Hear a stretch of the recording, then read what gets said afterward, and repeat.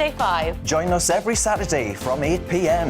as we debate the week's stories. Right, folks, that was a spicy one, wasn't it? With us four, plus a special guest. Sometimes she has to stick her foot in it. Sometimes she has to say things as they are. Sometimes I think we should keep the refugees and send the pensioners to Rwanda. Then we'd be in a much better state. Benjamin, that is... The Saturday 5. Saturday nights from 8. Only on GBNews, the People's Channel. Britain's news channel.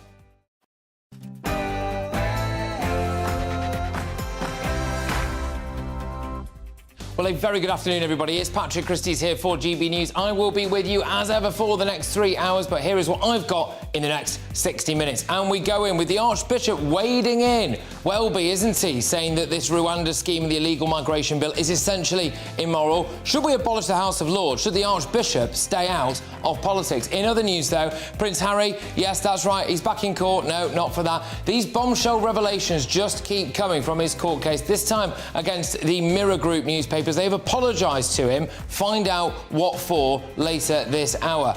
And we're moving on from that now. Yes, OK, so Keir Starmer, he is refusing to rule out a Lib Dem Labour coalition. But what would this really mean? And do we think it's genuinely on the cards? Could Brexit be at stake? And by the way, as well, Tom Harwell's going to join me in just a second to tell you some startling revelations about that Brexit bonfire of EU law. Spoiler alert, it's not happening. And finally this hour as well, Trump witch hunt. Now, Donald Trump, of course, was found guilty of a sexual assault. He's ordered to pay damages there. But is it the witch hunt that he's been talking about? This case was brought to him a couple of decades after the event itself. Is that right, do you think? Patrick Christys on GB News.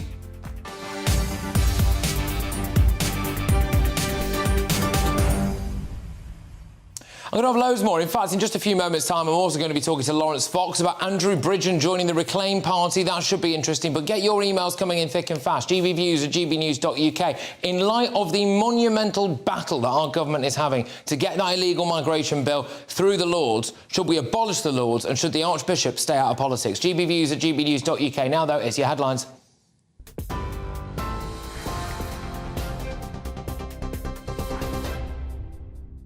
Patrick, thank you. Good afternoon. Here's your top stories from the GB newsroom at 3:01. The publisher of The Mirror has unreservedly apologised to the Duke of Sussex for unlawful information gathering. At the start of a High Court trial over alleged phone hacking, Mirror Group newspapers admitted that Prince Harry's legal challenge warrants compensation. The tabloid also promised the behaviour would never be repeated. Other high-profile claimants involved in the trial include former Girls Aloud singer Cheryl, the estate of George Michael and footballer Ian Wright. The Archbishop of Canterbury has condemned the government's illegal migration bill in a rare intervention in the House of Lords. The controversial legislation aims to detain and promptly remove people who arrive in the UK in small boats. It also looks to limit the ability of the European Court of Human Rights to prevent the deportation of asylum seekers. Downing Street says the bill is compassionate and fair, but the Most Reverend Justin Welby says it treats migrants as invaders. It is a siloed bill, not a whole-of-government bill. It does not draw in conflict management and prevention, which drives migration. It does not draw in climate impacts, which drive migration and conflict. It is isolationist. It is morally unacceptable and politically impractical. Well, former Trade Secretary Lord Peter Lilly has told GB News the House of Lords has no option but to pass the bill. It will have a tough time, but it will get through, because if the Lords were to stop the measures to stop the boat people, that would be the end of the House of Lords. Then it would commit suicide. The public wouldn't stand that. And you can watch the full exclusive interview with Lord Peter Lilly at 6 p.m. on Sunday on Gloria Meets. Sir Keir Starmer has criticised Rishi Sunak, saying he no longer has a mandate to run the country. That's in the first Prime Minister's question since the local elections in England. The Conservative Party lost control of 48 councils and more than 1,000 council seats, while the Labour Party gained more than 500. The Prime Minister defended the results, saying a general election holds far more significance. But the Labour leader insisted he's lost the confidence of voters up and down the country. Last year, he lost a Tory beauty contest to the member for South West Norfolk, who then lost to a lettuce. last week, when he finally came into contact with voters, he lost everywhere. No matter who the electorate is, the Prime Minister keeps entering a two-horse race and somehow finishing third. Given his track record, who does he think he's actually got a mandate from? Mr. Speaker, it's a bit rich to hear about mandates from the person who's broken every single promise he was elected on. I mean, go through the list, Mr. Speaker. Nationalisations, NHS outsourcing, universal credit, and now tuition fees. Mr. Speaker, he was for them all before he was against them. He's not just a softie, he's a flaky too. Republican Congressman George Santos has been placed in US custody after being charged with fraud and money laundering.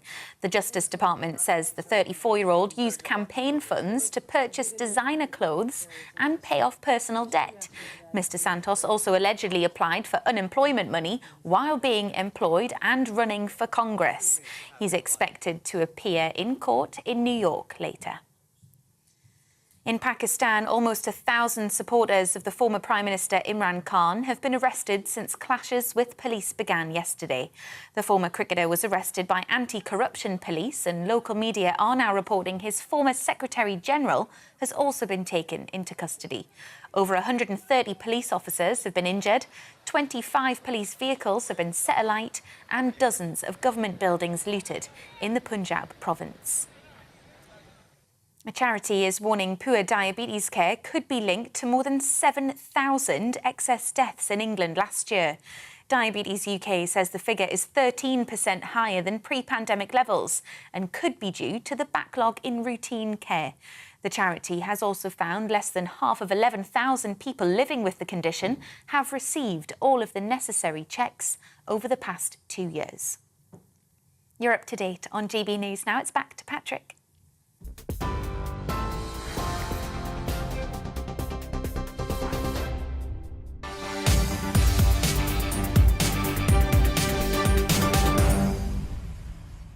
Yes, very good afternoon, everybody. It's Patrick Christys here with you for the next 3 hours, and we start with some very strong words from the Archbishop of Canterbury, who has once again attacked the government's immigration policy. The Archbishop said in the House of Lords that it is morally unacceptable to leave the poorest countries to deal with the problem. It's the third time in just over a year that Justin Welby has hit out at the government's plans to solve the small boats crisis. This bill fails utterly to take a long-term and strategic view of the challenges of migration and undermines international cooperation, rather than taking an opportunity for the UK to show leadership, as we did in 1951.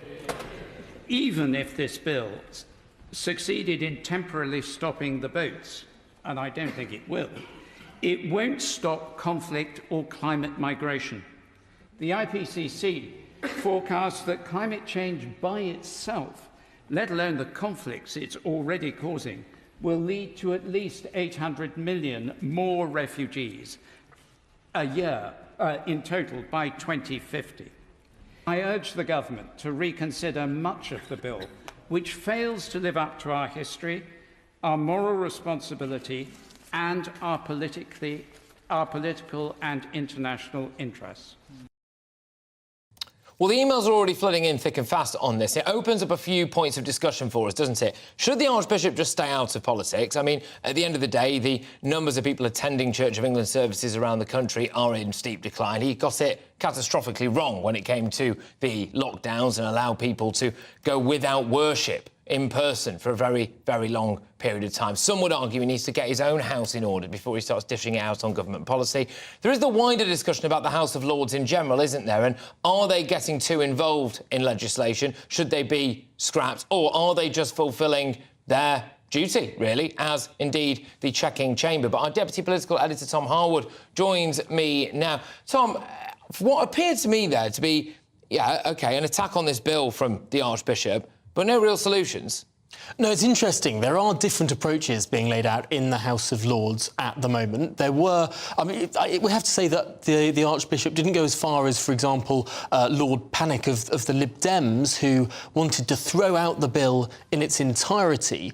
Justin Welby seemed to be backing the Labour Party position, indeed praising contributions from Labour members in the House of Lords, saying that this needs to be amended in pretty fundamental ways. And this is following the vision of the House of Lords as a revising chamber. In fact, Lords, one of the spokespeople for the Labour Party was saying that the position of the House of Lords would undermine itself were it to throw the bill out in its entirety, and they're pushing for all these different amendments in a way that the government would describe as fundamentally undermining the bill in the first place. Yeah, and when I look at some of the opinion polling on the Rwanda scheme, so this is just about that notion of sending people to Rwanda, basically, 47% of the public supported the Rwanda asylum plan, compared to 26% who opposed. So very nearly a majority of people are supporting it. There's a lot of don't knows in there.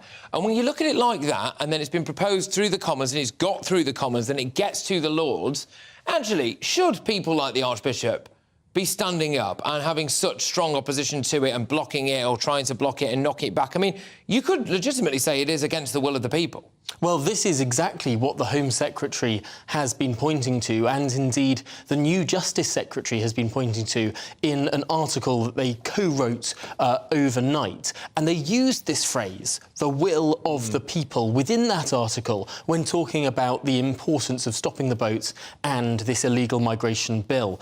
And that phrase, the will of the people, is an important thing because the House of Lords and the members of the House of Lords need to remember at all times they are the unelected House. The House of Commons has supremacy, and ultimately, if the House of Lords goes too far in its amendments or indeed in trying to stop bills like this, the House of Commons could use something called the Parliament Act. And that means that the House of Lords could be disregarded in all of its amendments. The House of Commons could simply put this bill in the King's Speech. This would delay it by around a year, but they could ride it through with no Lords amendments. Now, obviously, that's an unideal situation because it delays this yet another summer of crises in the Channel. But it is a nuclear option for the government should this bill be ripped to shreds in the Lords, where, let's not forget, there is not a Conservative Party majority. Now, this is exactly what I wanted to talk to you about, because some people might be thinking, well, why is there such a hold-up in the Lords? We look at the composition of the House of Commons and we think, well, there's a majority there for the Conservatives. That's why, arguably, it could get to the Lords in the first place. So why is the composition of the House of Lords so different? What is that composition? Well, it's incredibly different. There are hundreds, for example, of Lib Dem peers. Now, there are only a handful of Lib Dem MPs, but when the Lib Dems entered the coalition government in 2010, a huge number of Lib Dem peers were made, and of course, if you become a member of the House of Lords, you're there for life. Right. Indeed, there are also many Labour Party peers and a huge number of cross-benchers as well, people who are non-affiliated within the House of Lords. And then you get the couple of dozen bishops and religious representatives as well. So the couple of hundred Conservative peers are massively outnumbered by the other parties and those with no party. And so we end up in a situation... Thank you, Tom, for this, by the way. I don't political editor, easy for me to say. But you end up in a situation, don't you, a bit like this, where a government with a massive majority from the public, elected by the public, with a policy that nearly a majority, 47% at the last count of the British public support, trying to get something through the Lords, and the Lords, which is massively outnumbered, with a load of Lib Dems and Labour supporters, and in this case bishops as well, can keep knocking that back and potentially delay it for up to a year, forcing the government maybe to use some kind of nuclear option. Is that right? Is that democracy, do we think? With me now is GB News presenter and, crucially, in this instance, Reverend Calvin Robinson. Calvin, thank you very much. I will stick to the religious element of this with you, if that's OK. Should the Archbishop of Canterbury be getting involved in a policy like this? not the way he is, but not for the reasons that Tom just said. The Archbishop of Canterbury shouldn't be caring about the will of the people. It's not his business what the will of the people is. The Lords Spiritual are in the House of Lords to offer a moral perspective on the laws that are being passed through the Houses of Parliament. So, of course, the Archbishop of Canterbury should be looking at laws from a biblical perspective and to see if they are morally good or bad.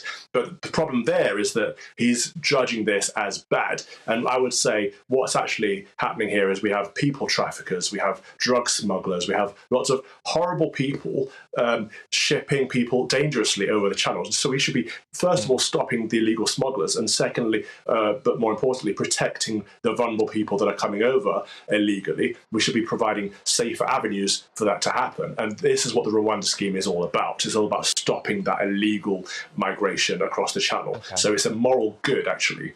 Let me, for want of a better phrase, in light of what we're talking about now, play devil's advocate, Calvin, because if Justin Welby is maybe taken at face value, what you could say is that his comments mean that he wants a one-world approach where we go and help stop war, famine and environmental disasters all around the world, and then that means that we don't have this influx of people coming across.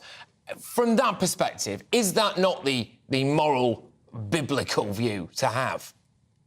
No, there's nothing biblical about a one-world approach. That sounds like Revelation. That sounds like end times. We're to avoid one-world government, and this is one of the reasons I voted against the EU, and I don't like the WEF and the WHO. Where he is right is that we should be challenging these situations at home. So where these illegal immigrants are coming from, we should be looking to help them and support them so we can help them rebuild their own country so they don't feel like they have to leave their country and come to ours. But borders and nations are God-ordained. Nations and tribes are not a bad thing, they're a good thing. And actually, Patrick, I just got back from Rwanda just over a week ago. Lovely, lovely country, beautiful hills, really hospitable people, and they're looking forward to welcoming people to their country. So if people think that their own country is not good enough, or there's some situation that they can't stay in their own country and they want to get out, why would Rwanda not be a good choice?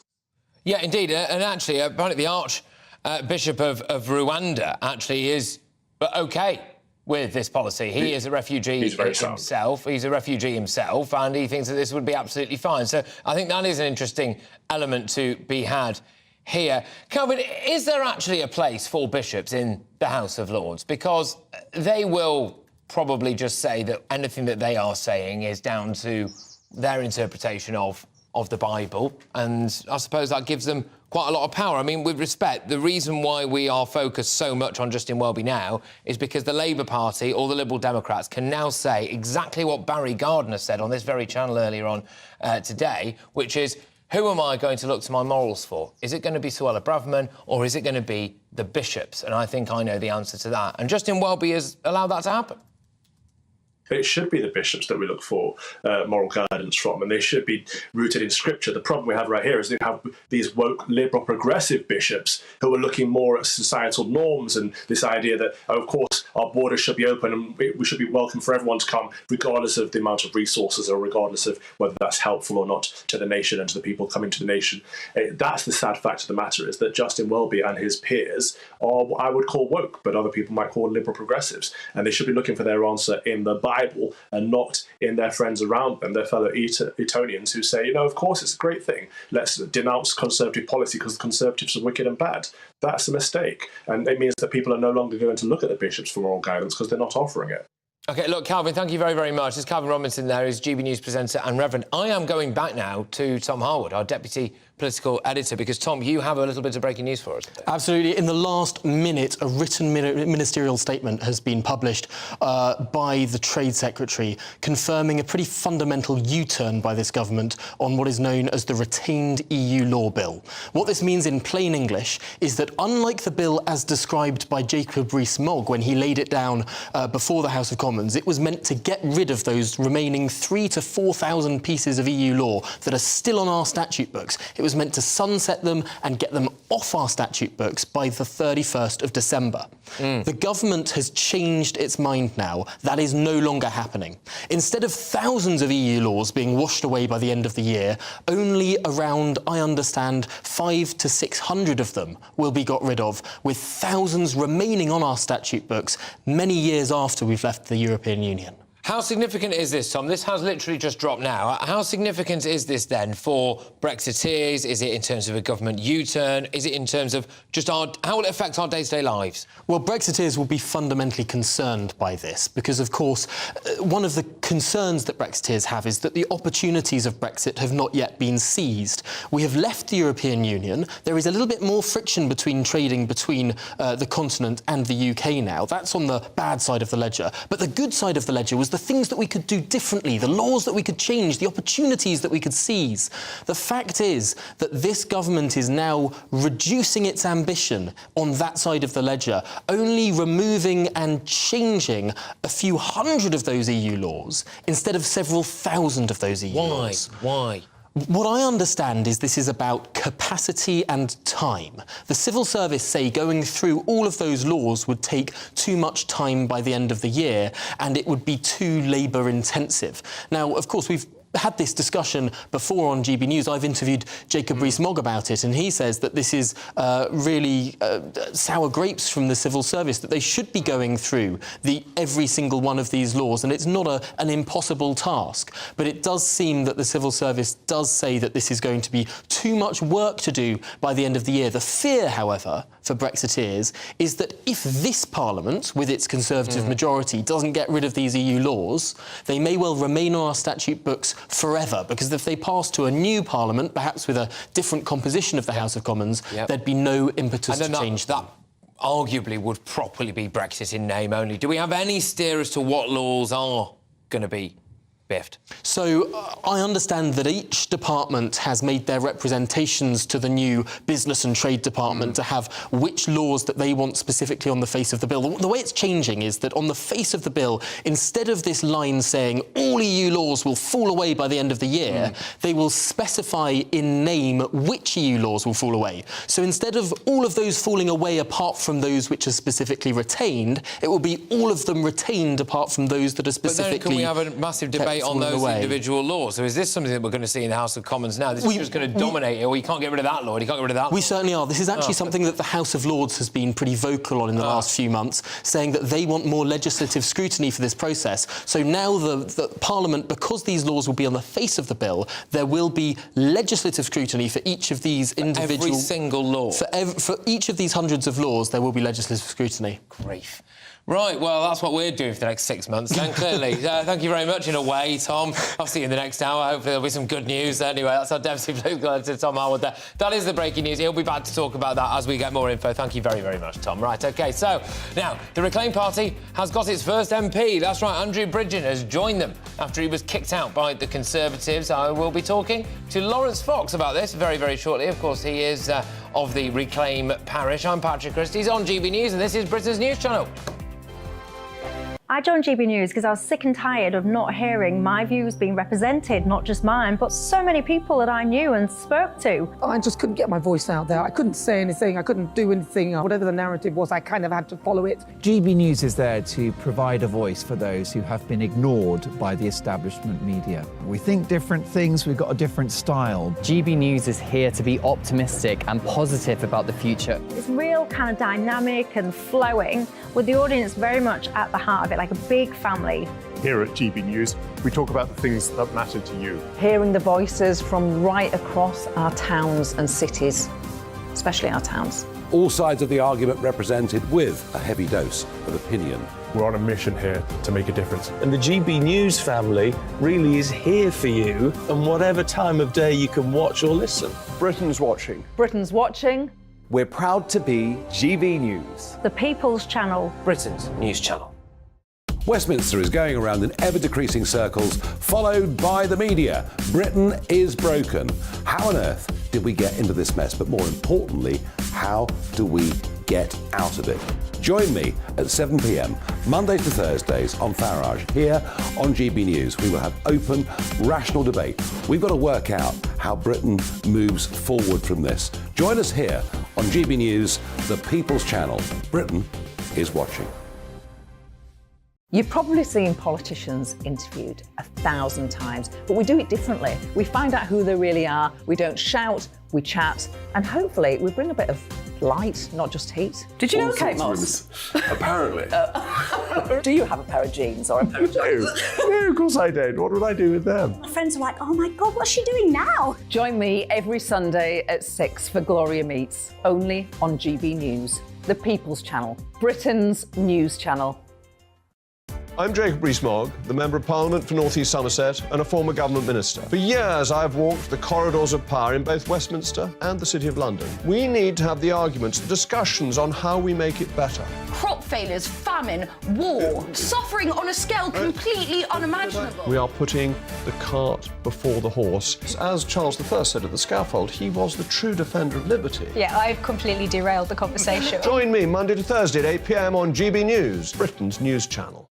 New to GB News is the Saturday 5. Join us every Saturday from 8 p.m. as we debate the week's stories. Right, folks, that was a spicy one, wasn't it? With us 4, plus a special guest. Sometimes she has to stick her foot in it. Sometimes she has to say things as they are. Sometimes I think we should keep the refugees and send the pensioners to Rwanda. Then we'd be in a much better state. Well, Benjamin, that is... The Saturday 5. Saturday nights from 8. Only on GB News, the People's Channel. Britain's news channel.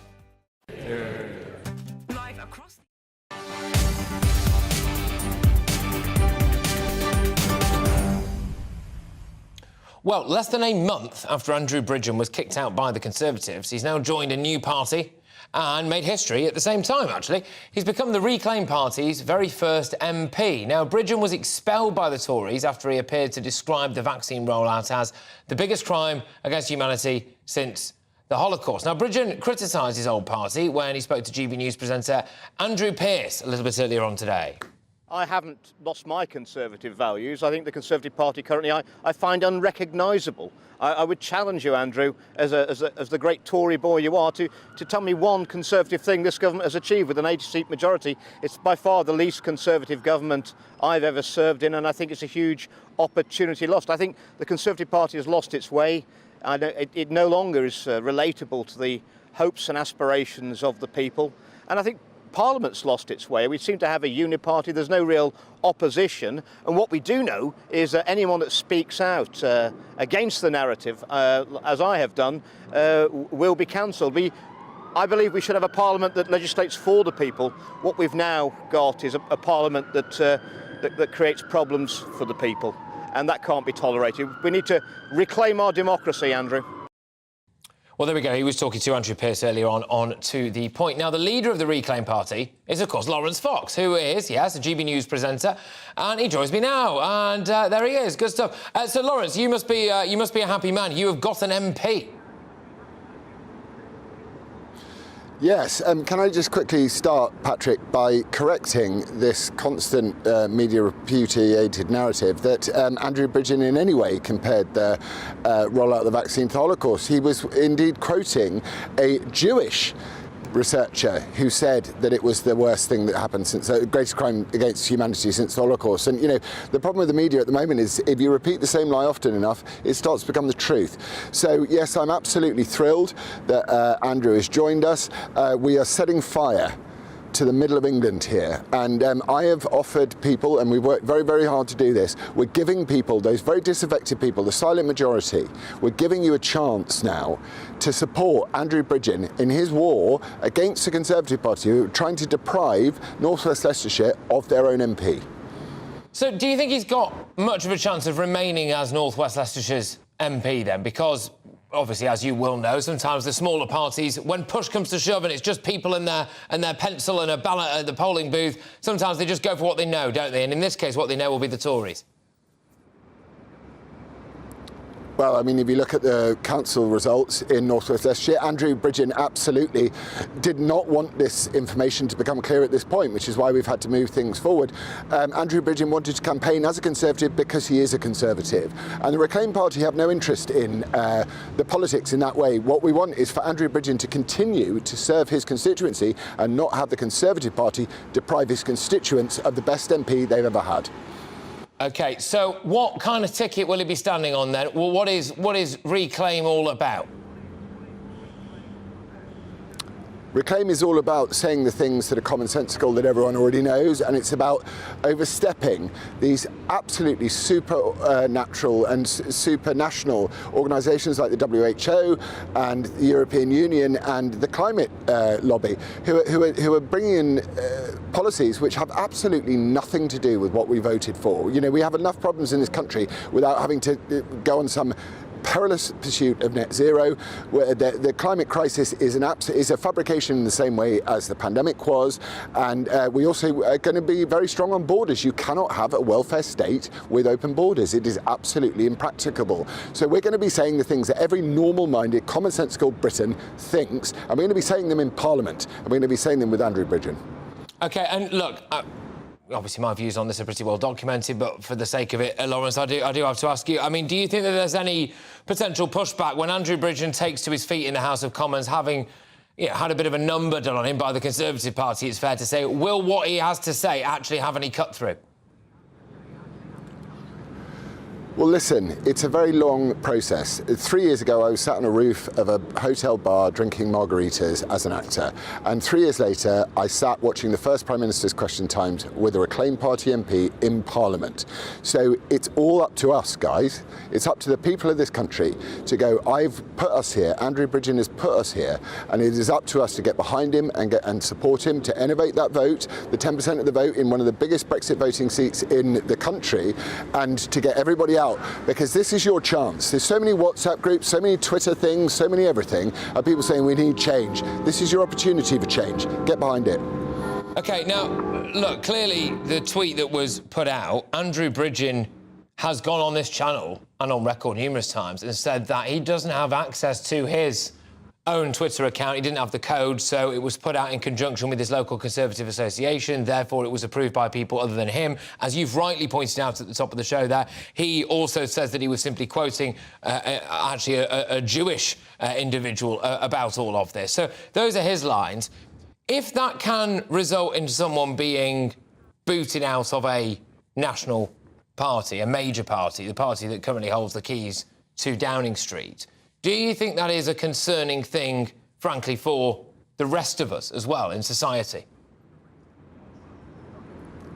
I think we should be absolutely terrified that Matthew Hancock, when Andrew Bridgen is asking very reasonable questions, we're looking at 2,600 deaths, excess deaths this week. That's 20.2%. I think it may even be 25.2%, above the 5-year national average. All Andrew Bridgen wanted to do was ask why. Throughout the pandemic, we were told, if it saves a single life, stick on your silly mask and all this stuff. What about the lives of these families? These 2,500 families, brothers, sisters, husbands and wives. What about their lives? Do their lives not matter?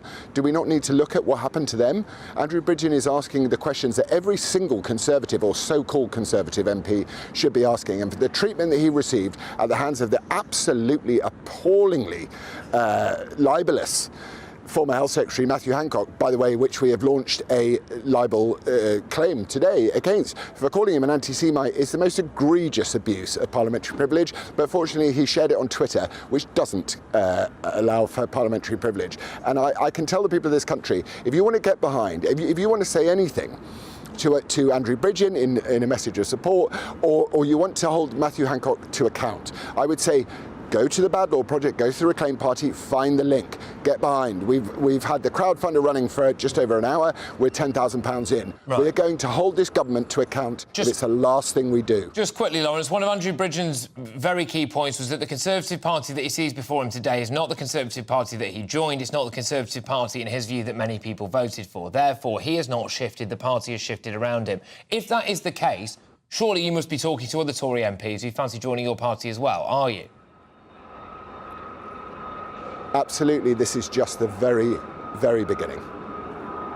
All right, OK, well, we won't be drawn on that, but there we go. Lawrence, thank you very much. Lawrence Fox there is, of course, GB News presenter and, of course, very much at the top of the tree of the Reclaim Party. Now, we all know what happens now, don't we? It is important as well to say that pharmaceutical companies are not here to defend themselves. And, of course, as well, there is evidence out there that vaccines are largely safe. So, there we go. Right, OK, moving on now. There's lots more still to come between now and 4 o'clock. Sir Keir Starmer has repeatedly refused to rule out forming a coalition government. But what does that say about him? Is he so shifty? Is he so flaky? Rishi Sunak was trying to make a lot of that stick in PMQs earlier. And I will be speaking to a leading Republican after a jury found that Donald Trump sexually abused a woman in the 90s. Is it a witch hunt or is it not? But first, it's headlines with Bethany.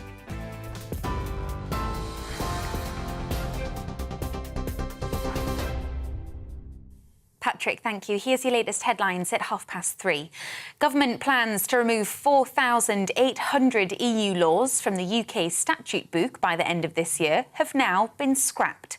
The Trade Secretary has confirmed that only a few hundred will actually be removed under the retained EU law bill. The decision is being seen by many as a U-turn after the Conservatives previously promised to scrap them all. Concerns over the amount of time required to carry out the transition is set to be behind the decision. The Archbishop of Canterbury has urged the government to reconsider much of the illegal migration bill in a rare intervention in the House of Lords. The controversial legislation aims to detain and promptly remove people who arrive in the UK in small boats. Downing Street says the bill is compassionate and fair, but Justin Welby says it treats migrants as invaders.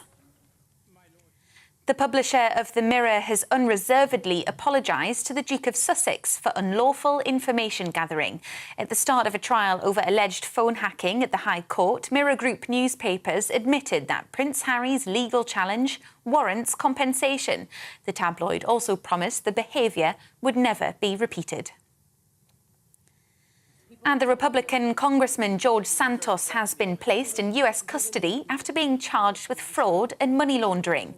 The Justice Department says the 34-year-old used campaign funds to purchase designer clothes and pay off personal debt.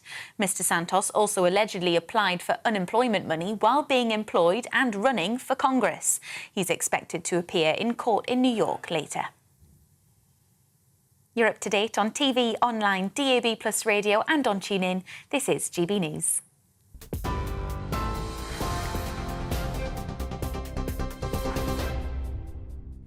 Direct Bullion sponsors the Finance Report on GB News for gold and silver investment.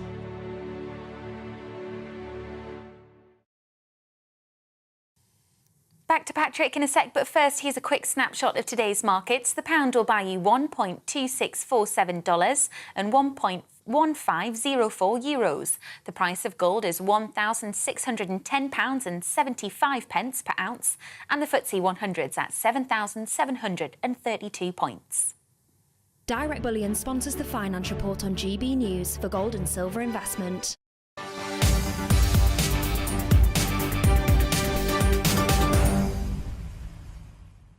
Well, Labour did well in last week's local elections, didn't they? But the jury is out as to whether or not they did enough to prove that they'll win a clear majority at the next general election. So Sir Keir Starmer has repeatedly refused to rule out entering into a coalition with the Liberal Democrats. We seem to remember, though, at Labour Party conference, he was adamant that he wouldn't go into coalition with the SNP. So why is he so on the fence about the Lib Dems? In 2015, David Cameron warned Labour would form a, quote, coalition of chaos with the SNP. Check out what happened when Starmer was interviewed yesterday. Sir Keir, you sat next to Davey at the coronation on Saturday. Is it a man you can do business with? Well, look, I'm going for an outright majority, and I'm often asked, you know, will you do a deal with the SNP? And I've been absolutely clear there are no terms in which we would do a deal with the SNP. Yeah. I want to push on to a Labour majority. What about the Lib Dems? Well, look, I'm not answering hypotheticals, but you know, You are ruling out a deal with the SNP on any terms, but you're not ruling out a deal with the Lib Dems. Well, as you know, with the SNP, it's a fundamental difference. I do not believe in the breakup and separation of the United Kingdom. I do not believe that our future will be better if we put a border between Scotland and England. So it's there's no basis for an agreement. But just to be clear, you're ruling out any sort of arrangement with the SNP, and you are not doing that with the Liberal Democrats. But I'm clear, I'm pressing on. I want a Labour majority government, a workable majority. Well, there we go. So that was indeed Sir Keir Starmer there, refusing to rule out a coalition with the Liberal Democrats, but obviously saying that clearly he wanted to go for a majority, which, I mean, it'd be weird if he didn't, wouldn't it? But Norman Baker joins me now, who's a former Liberal Democrat MP and was a once Home Office Minister in the last coalition government. Norman, thank you very much. Maybe the question should be whether or not the Lib Dems let's just assume, by the way, that you get enough numbers in order to find your way into a coalition. But whether or not the Lib Dems would want to go into coalition with Labour after how badly it turned out for you in the last coalition. Well, that's exactly right, Patrick, because last time we got our fingers burned. Although I would say that, in my view, the coalition between 2010 and 2015 with the Conservatives was actually the best government we've had for quite some time. And it was a 5-year parliament. We got a lot of things done. And the Conservative-only governments, they've been the ones that have been governments of chaos, not the coalition. So I don't think coalitions themselves are necessarily very bad. You look at what we got through in 5 years, it was substantial, and we steadied the markets. We got the economy back on track. We got a whole lot of revolutionary things through. So, I would say that the coalition idea is a good one as a principle, because you have to talk to somebody else in a different party to justify what you want to do. Now, that doesn't mean that we're looking for a deal with the Conservatives or with Labour or anybody else. I'm not party to those discussions, but ultimately it will be down, I suppose, to what happens with the electorate themselves. The electorate will decide what the result of the election is, and then that'll leave us and everybody else with a choice what to do about it. You are very well connected with the Liberal Democrats, though, Norman. You must talk to people who are really in the thick of it in that party, and surely someone must have let you know whether or not there is an active conversation going on between the Labour Party and the Liberal Democrats about a coalition. Is there? I don't think there is, actually, genuinely, Patrick. I don't think there is a conversation going on. What is happening, without anybody talking to anybody else, is that Labour's trying to win seats it thinks it can win, and we're trying to win seats we think we can win, and the Greens are trying to win seats they think they can win. And the local elections last week, there was no discussion, no coalition, no pact about what happened, but the electorate themselves decided who was likely to win against the Conservatives in particular areas. It made that decision themselves without anybody interfering in it. What Keir Starmer appeared to say, well, he did say, didn't he, was that there is a chasm of ideological difference between the Scottish National Party and the Liberal Democrats, OK? So what would... Between Labour, sorry, between Labour, yes. And what would the Liberal Democrats then, in this hypothetical world where Keir Starmer is knocking on your door saying, please, please, please give us a coalition, what are your demands? Well, I don't know, to be honest with you, because we haven't been discussing it, and I don't think there are demands as such. What policies would you want to get out of the electorate decide that nobody's got a majority? Yeah, but come on, you've been around the block long enough to know that this is a negotiation and you want to get some of your sides across it. Like you said, you had your fingers burnt before, you caved in on things like student fees, etc., and that made electoral oblivion at the next general election, so you wouldn't want that to happen again. So what kind of stuff would you be pushing for if you enter into a coalition with Labour? What big things?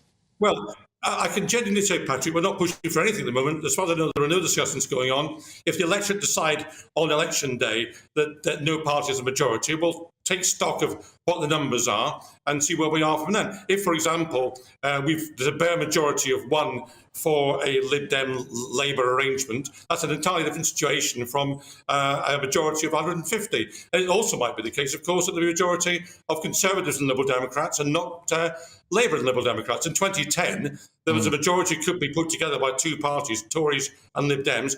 Labour and Lib Dem wouldn't have made a majority. So it really depends on what the electorate themselves decide. Now, that is actually another fascinating element to this, which is, would you ever consider going into coalition with the Tories again? Well, I don't rule anything out, because I think the last arrangement worked very well for the country, and it would have been much better than the Tory minority administration. I think we have to be careful, as you say, to make sure we don't get the blame for everything and none of the credit, which is what happened last time. A lot of the policies the Tories now champion are ones that we introduced. But one of, arguably, the biggest issue, actually, not just one of, facing this country at the moment is house building, home building. We are not building enough homes. Yeah. And when I look at those local election results, I mean, you know what I'm going to say to you now, don't I? Which is that at the local level, a lot of the Liberal Democrats did quite a lot to campaign on a ticket of, we're not going to build a massive housing estate on your local golf course or that field behind your house. So does the nation actually suffer as a result of having the Lib Dems in power? Where do we all live? I don't think it's fair to pick on the Lib Dems. I think you'll find all parties are making those pledges, because house building is, as a concept, deeply unpopular in local areas, but also very necessary for the country. That's the challenge all political parties have. And you can find Tories, Labour, Lib Dem, Greens, who are all taking positions which were careful about their own particular patch. My own view, this is not a Liberal Democrat view necessarily, my own view is we should have more council housing, because the need to build houses for people on low incomes is absolutely key. What we don't want more of, in my view, and I'm thinking about my own area, is when there's a local housing need for local people, kind of 3- and 4-bedroom houses going up from Barrett's and everybody else, for people coming down from London. That's what we don't want. OK, all right, and just lastly, Norman, what have you got in common with the Labour Party? What have the Liberal Democrats got in common? Well, to be honest, I'm beginning to doubt we have very much in common. I mean, if you look at what happened over the weekend, when there were, in my view, heavy-handed police tactics and people being arrested for peaceful protest, then where was the Labour Party? They were saying they wouldn't repeal that legislation. You know, civil liberties are very important to us as Liberals, and the Labour Party's nowhere on those. All right, so, I mean, you presumably then would have been happy with people lobbing themselves in front of the King's carriage and ruining our coronation, would you? No, I wouldn't have been happy with people throwing themselves in front of carriages. I'd be very happy with people exercising the democratic right to stand there with a placard and let people know what they think. You know, democratic values in this country require freedom of speech, freedom of association. And the test for a democracy is not how the majority feels, it's how the minority is protected.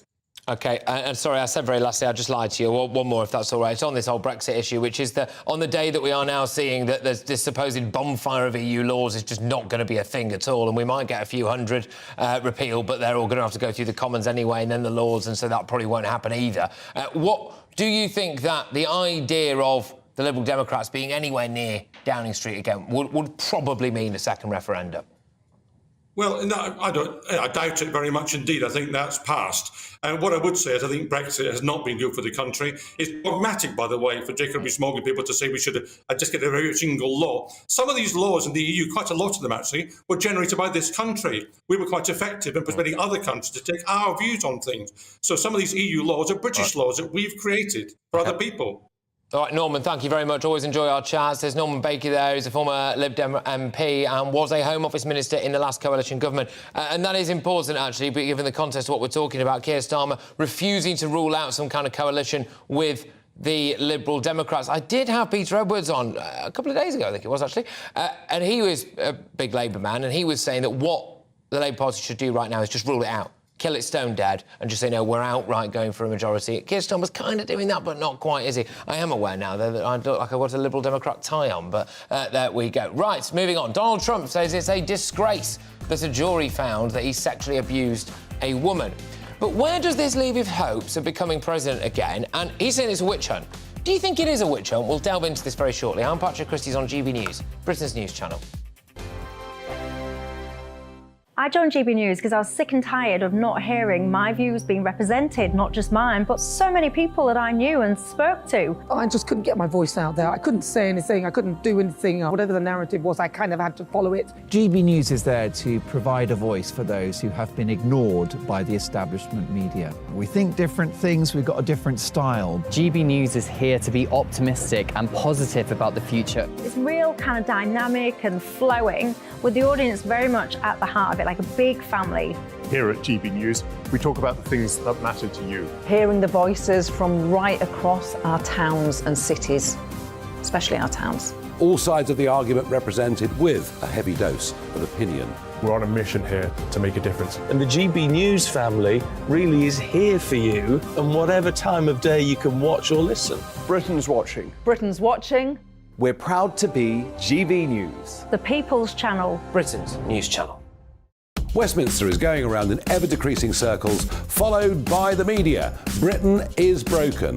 How on earth did we get into this mess? But more importantly, how do we get out of it?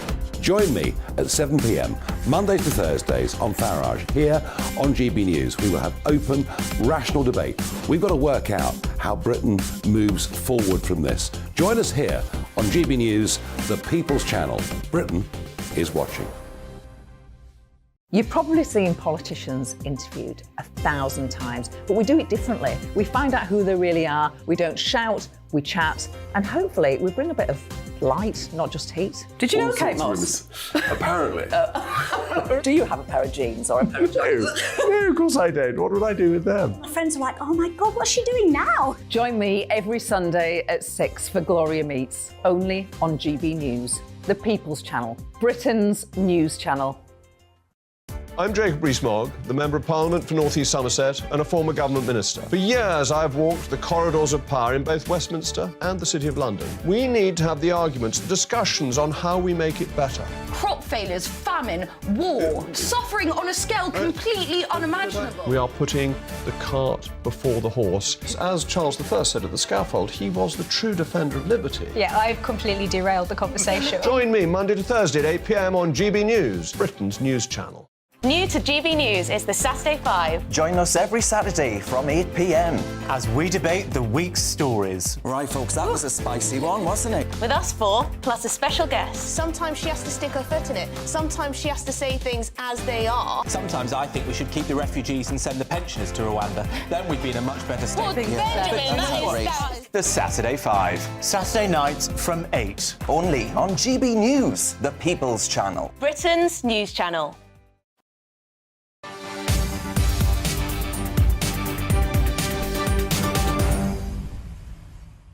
Welcome back, everybody. OK, so two big stories to round off this hour. Firstly, the publisher of the Mirror newspaper has apologised in court to Prince Harry for what they described as illegal information gathering, which warrants compensation.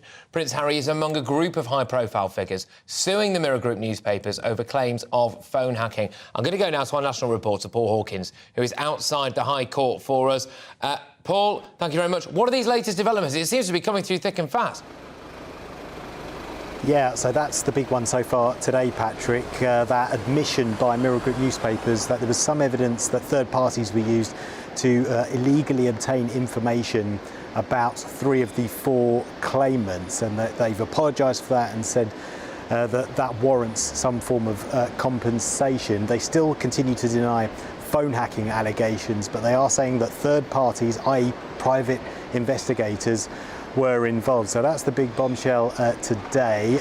We've also heard evidence this afternoon, since they restarted after lunch, linking Piers Morgan to phone hacking. Now, Piers Morgan has always denied any involvement in phone hacking, but just to read you one piece of evidence, former Downing Street official Benjamin Wegg-Prosser, he recalled asking Piers Morgan how the Daily Mirror had obtained a story about an affair between the then England manager Sven-Göran Eriksson and Ulrika Johnson.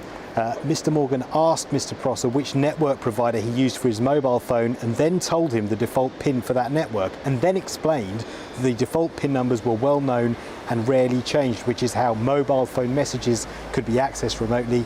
He then said with a smile that the story was obtained through that method. That's one of a number of pieces of evidence linking Piers Morgan to phone hacking that have been heard this afternoon, outlined by David Sherborne, the lawyer representing the claimants. But as we say, Piers Morgan denies any allegations linking him to phone hacking. He says he's not been involved in it. And this afternoon, he's actually tweeted a picture that doesn't directly address those allegations of phone hacking.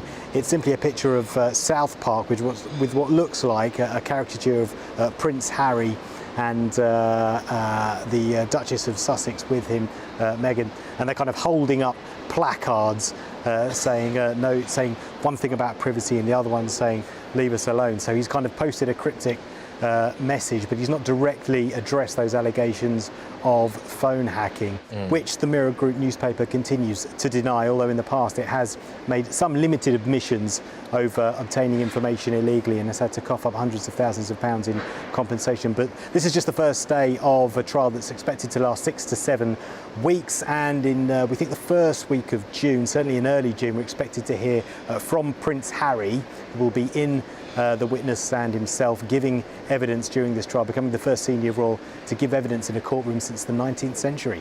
Wow, Paul, thank you very much. Paul Hawkins there, who's outside the High Court, and Paul will be rejoining me again later on in the show as and when we get any more updates on that. But what does the future hold for Donald Trump? He's promised to appeal after he was found liable for sexually abusing a woman in the 1990s. Now, Trump must pay the writer E. Jean Carroll £4 million, the equivalent of £4 million, obviously it's in dollars over there, after he was also found to have defamed her. But her claim that the former US president raped her in a department store dressing room was rejected. Here's what Trump said after the judgment. I have absolutely no idea who this woman is. The verdict is a disgrace, a continuation of the greatest witch hunt of all time. OK, so I want to know, where does this leave Trump? OK, where does this leave him as he gets or looks to get back into the White House? So joining me now is the Chair of Republican Overseas UK, Greg Swenson. Greg, thank you very much. I've got a feeling this won't be the end for Trump. No, definitely not. If anything, I think the Democrats and the corporate media in the U.S. that so closely support the Democrats really want him to win the nomination. So this is good news for Trump in the short term. I think it might hurt him in the general election as people grow tired of the drama and the character flaws that President Trump has. But I think the Democrats, quite deliberately want him to be the nominee in 2024.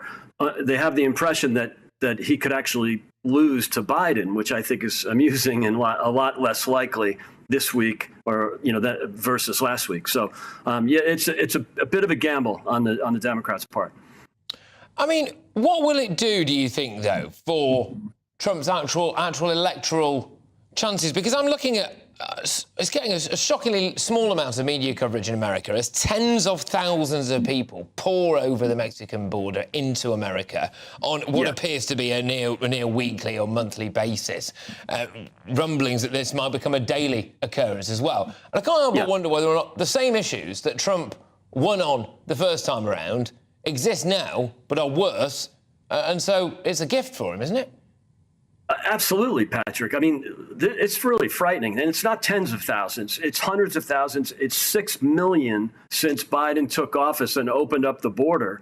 And when the COVID emergency ends tomorrow, which is always which is amusing in itself that he's kept the COVID emergency as government policy until tomorrow, there'll be another flood of illegal immigrants because there was some COVID emergency policies that allowed the Border Patrol to keep some of them out, not all of them. But he has literally opened up the border. He's done his best to wreck the economy. He's caused inflation. Look, he's polling at 36. That's the Washington Post and ABC News.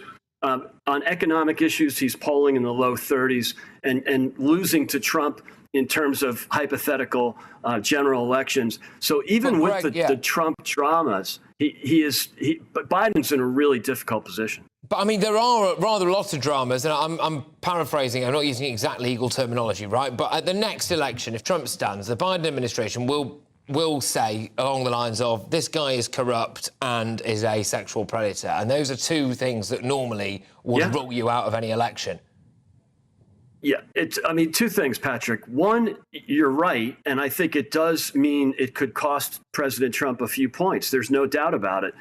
It didn't matter to many voters in 2016 because the voters were so disgusted with establishment Republicans and Democrats that they really wanted to try something different, to nominate a fighter, someone who would push back against the establishment and the so-called swamp. But it's a little different now because the other candidates that Trump is running against, notably Ron DeSantis, but all of them really are Tea Party candidates. They're post-establishment Republicans. This is not a return to the country club Republicans. So I think this could hurt Trump.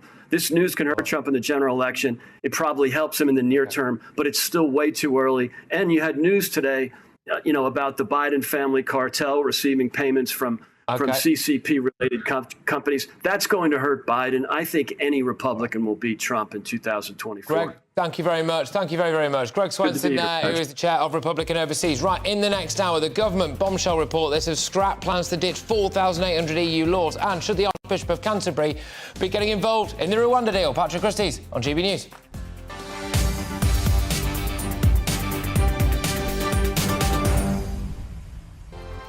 I joined GB News because I was sick and tired of not hearing my views being represented, not just mine, but so many people that I knew and spoke to. I just couldn't get my voice out there. I couldn't say anything. I couldn't do anything. Whatever the narrative was, I kind of had to follow it. GB News is there to provide a voice for those who have been ignored by the establishment media. We think different things. We've got a different style. GB News is here to be optimistic and positive about the future. It's real kind of dynamic and flowing, with the audience very much at the heart of it, like a big family.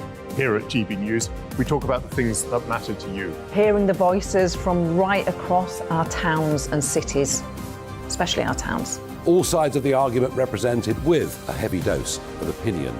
We're on a mission here to make a difference. And the GB News family really is here for you, and whatever time of day you can watch or listen. Britain's watching. Britain's watching. We're proud to be GB News, The People's Channel. Britain's news channel. Westminster is going around in ever-decreasing circles, followed by the media. Britain is broken. How on earth did we get into this mess? But more importantly, how do we get out of it? Join me at 7 p.m, Mondays to Thursdays on Farage, here on GB News. We will have open, rational debate. We've got to work out how Britain moves forward from this. Join us here on GB News, the People's Channel. Britain is watching. You've probably seen politicians interviewed 1,000 times, but we do it differently. We find out who they really are, we don't shout, we chat, and hopefully we bring a bit of light, not just heat. Did you know Kate Moss? Apparently. Do you have a pair of jeans or a pair of jeans? No, of course I don't. What would I do with them? My friends are like, oh my God, what's she doing now? Join me every Sunday at 6 for Gloria Meets, only on GB News, the People's Channel, Britain's news channel. I'm Jacob Rees-Mogg, the Member of Parliament for North East Somerset and a former government minister. For years, I've walked the corridors of power in both Westminster and the City of London. We need to have the arguments, the discussions on how we make it better. Crop failures, famine, war, suffering on a scale completely unimaginable. We are putting the cart before the horse. As Charles I said at the scaffold, he was the true defender of liberty. Yeah, I've completely derailed the conversation. Join me Monday to Thursday at 8 p.m. on GB News, Britain's news channel. New to GB News is the Saturday 5. Join us every Saturday from 8 p.m. as we debate the week's stories. Right, folks, that was a spicy one, wasn't it? With us 4, plus a special guest. Sometimes she has to stick her foot in it. Sometimes she has to say things as they are. Sometimes I think we should keep the refugees and send the pensioners to Rwanda. Then we'd be in a much better state. Well, Benjamin, that is... The Saturday 5. Saturday nights from 8. Only on GB News, the People's Channel. Britain's news channel.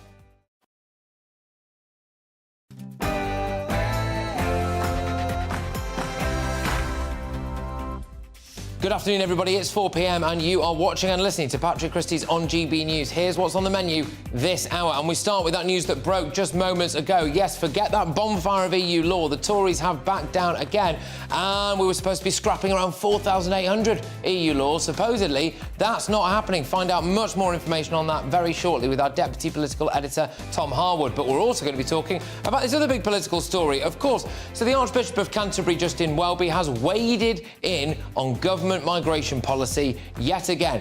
Is he out of touch with the vast majority of the general public over the Rwanda plan? Is he wrong to stick his nose in? Should the Lords be scrapped? Lots to talk about there. In other news as well, there we are, of course, going to be talking about these bombshell revelations from Prince Harry's latest court case. The Mirror has apologised. We're going to be talking about what the culture on Fleet Street was like at the time that these allegations were being brought and what it all really means. Was there phone hacking? Was there not? We'll find out. And just to wrap us off as well, national emergency has been declared and people have been evacuated from their homes after flash flooding in the southwest of England. It is desperately, desperately bad there. We're going to be live from the scene of some floods to talk to people who unfortunately have had their homes and their livelihoods devastated as a result of this flash flooding. But who's to blame though? Could we have done more to prevent it? GB News, Patrick Christys here. I'll be with you for the next hour.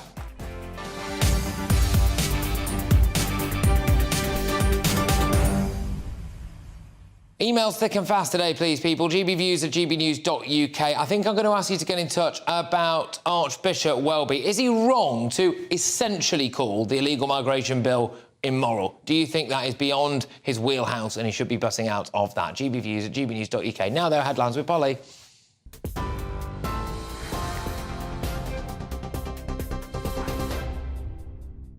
Patrick, thank you. Good evening to you. The top story on GB News. Government plans to remove 4,800 EU laws from the UK statute books by the end of the year have now been scrapped.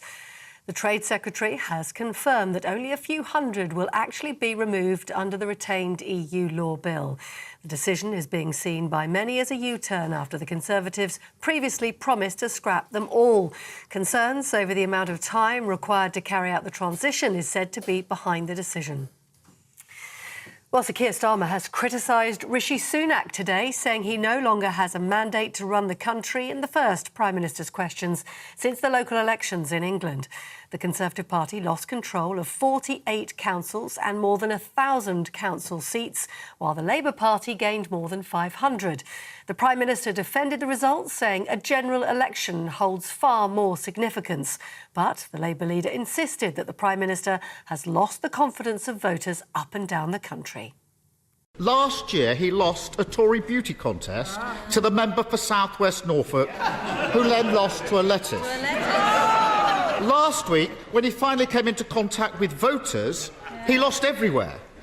No matter who the electorate is, the Prime Minister keeps entering a two-horse race and somehow finishing third. Given his track record, who does he think he's actually got a mandate from? Mr. Speaker, it's a bit rich to hear about mandates from the person who's broken every single promise he was elected on. I mean, go through the list, Mr. Speaker. Nationalisations, NHS outsourcing, universal credit, and now tuition fees. Mr. Speaker, he was for them all before he was against them. He's not just the softie, he's the flaky too. The Archbishop of Canterbury has condemned the government's illegal migration bill in a rare intervention in the House of Lords. The controversial legislation aims to detain and promptly remove migrants who arrive in the UK in small boats. It also looks to limit the ability of the European Court of Human Rights to prevent the deportation of asylum seekers. Downing Street says the bill is compassionate and fair, but Justin Welby says it treats migrants as invaders. It is a siloed bill, not a whole-of-government bill. It does not draw in conflict management and prevention, which drives migration. It does not draw in climate impacts, which drive migration and conflict. It is isolationist. It is morally unacceptable and politically impractical. Members of the Public and Commercial Services Union have voted to renew their mandate to keep taking industrial action for the next 6 months. The decision comes as other civil servants belonging to the Prospect Union began a new walkout in their long-running dispute over pay, jobs and redundancy terms. This follows the government's 4.5% pay rise offer, which the union said will further erode living standards. Well, the former Trade Secretary, Lord Peter Lilly, has told GBNews the House of Lords has no option but to pass the bill. It will have a tough time, but it will get through, because if the Lords were to stop the measures to stop the boat people, that would be the end of the House of Lords. Then it would commit suicide. The public wouldn't stand that. Our apologies. That, of course, was to do with the previous story on illegal migration.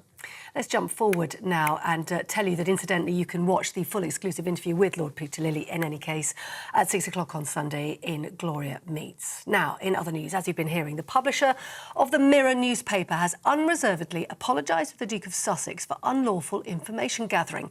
At the start of a High Court trial over alleged phone hacking, Mirror Group newspapers admitted that Prince Harry's legal challenge warrants compensation. The tabloid also promised the behaviour would never be repeated. Other high-profile claimants involved in the trial include the former Girls Aloud singer Cheryl and the estate of George Michael and the footballer Ian Wright. Now, news from the United States, Republican Congressman George Santos has been placed in US custody after being charged with fraud and money laundering. The Justice Department says the 34-year-old used campaign funds to purchase designer clothes and pay off personal debt. Mr. Santos also allegedly applied for unemployment money while being employed and running for Congress. He's expected to appear in court in New York later. And finally, a charity is warning poor diabetes care could be linked to more than 7,000 excess deaths in England last year. Diabetes UK says the figure is 13% higher than pre-pandemic levels and could be due to the backlog in routine care.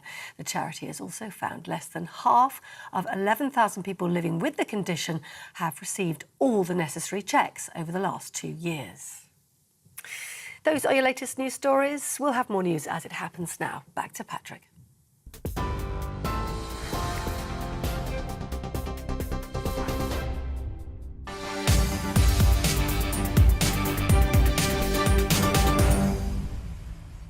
Let's get stuck straight into that news that broke in the last hour. Ministers have ditched the end-of-year target to complete a promised bonfire of 4,800 EU-era laws. I am joined now to pick through the charred remains of this particular government plan by our Deputy Political Editor, Tom Harwood. So what's happening, or should it be not happening? Well, what is not happening is the original plan for what's known as the Retained EU Law Bill. This was a bill drawn up by Jacob Rees-Mogg when he was Business Secretary, and indeed before when he was Brexit Opportunities Minister.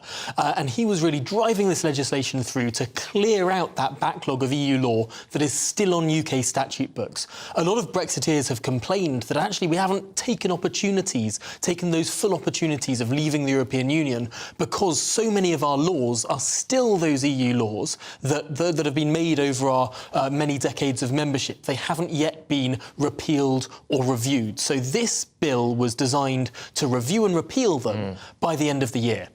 OK. Now, the change today is in a written ministerial statement by the Trade and Business Secretary, Kemi Badenoch. She has said that instead of all of these pieces of legislation being removed or reviewed by the end of the year, apart from those which are explicitly saved, all of them will be saved apart from those which are explicitly removed. A complete 180 U-turn on the original position. Now, Tom was doing some digging, as he often does very well, and managed to unearth a video, which we're going to play very shortly, but do you want to tee it up? What exactly is it? Well, over the summer, Rishi Sunak campaigned and made a lot of promises in order to try and win over the Tory membership. One of those promises that he made to the Conservative Party faithful was that he would be the most pro-Brexit Prime Minister. He said he would remove all of these pieces of EU law, thousands of these pieces of EU law, in his first 100 days as Prime Minister. OK, let's play it.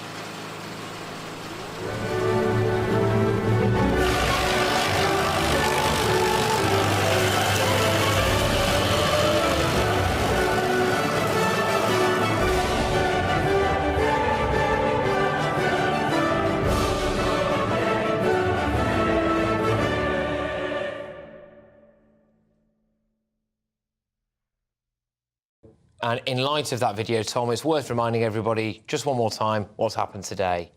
Well, instead of the EU laws being shredded, as in that video that Rishi Sunak played out over the summer, campaigning to be Prime Minister, it's in fact that promise to repeal that EU law that is instead been shredded. That video's been shredded, basically. Right, OK, now, look, what does this practically mean on the day-to-day for people? You know, is this more of a, what would you say, a semantics thing for Brexiteers? Was it a symbolic thing, or is this going to have any kind of practical implication on our laws and our inability, as it were, to take back control? Well, this is really profound, and when Jacob Rees-Mogg was Brexit Opportunities Minister, he created a retained EU law dashboard to go through these many thousands of pieces of EU law, regulations on various parts of our lives. One of the big promises of Brexit, of course, was being able to diverge from the EU's set of regulations, being able to free up our businesses to unleash the potential of the United Kingdom. Keeping all of this regulation on our businesses and on our lives means that it's less likely the UK will be able to take those opportunities and be that more deregulated sort of Singapore-on-Thames argument for a more liberated United Kingdom. I've never understood what the argument against that really is, actually. You know, the idea that we could just take full advantage of our national sovereignty. Well, there are lots of interest groups that grow up around EU laws, of course. If there's a regulation on businesses, the businesses that have already implemented that regulation, they've got the compliance departments, particularly the big businesses, they can sometimes feel that these regulations suit them. What they don't suit is new entrants to the market. They're sort of known as barriers to entry very often in economics, and that entrenches the big businesses and stops new ones coming up. And the corporation tax that we've got at the moment. So you look at the difference in corporation tax that small businesses will pay in the Republic of Ireland than they will in Northern Ireland or the rest of the UK. And you do think, yeah, we're going to end up just singularly, almost with these clone towns of these big corporations and big businesses, etc. I can't help but wonder whether or not that's going to be the thing.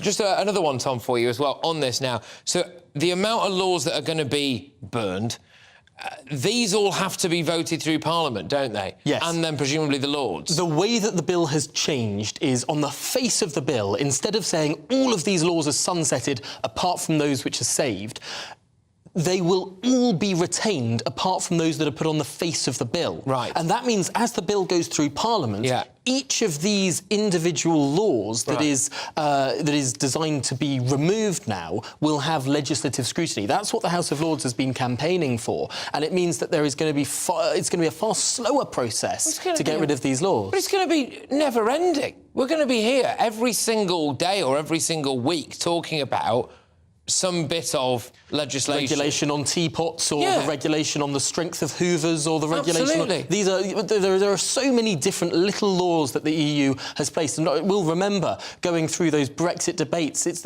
almost endless, tedious little laws, and sometimes the little laws can seem silly. Sometimes they can seem, well, this isn't going to have a profound effect on the economy, the strength of a vacuum cleaner, but actually all of these little things add up, and cumulative place a weight around the neck of the British economy, so argue the Brexiteers.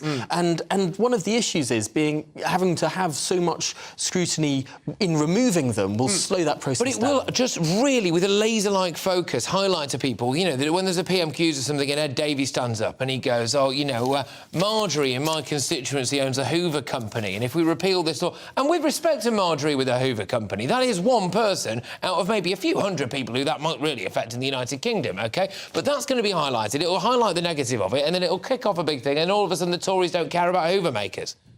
It can get down to that level, and I think one of the other issues there is that it can almost seem irrelevant to people's lives when actually the cumulative effect of all of these laws is very relevant. It's relevant to growth, it's relevant to prosperity, and one of the issues with doing this in such a slower way is that it may become bunged up in the legislative process. It will be absolute madness. Anyway, Tom, thank you very much for bringing that to us. I am going to go now to some very strong words from the Archbishop of Canterbury, who, judging by the inbox, gbviews@gbnews.uk, quite a few of you would like to give him a few strong words as well. I'll be going to them in a second, but he has once again attacked the government's immigration policy. The Archbishop said in the House of Lords that it is morally unacceptable to leave the poorest countries to deal with the problem. It's the third time in just over a year that Justin Welby has hit out at plans to solve the small boats crisis. Let's hear him. It is isolationist. It is morally unacceptable and politically impractical to let the poorest countries deal with the crisis alone and cut our international aid.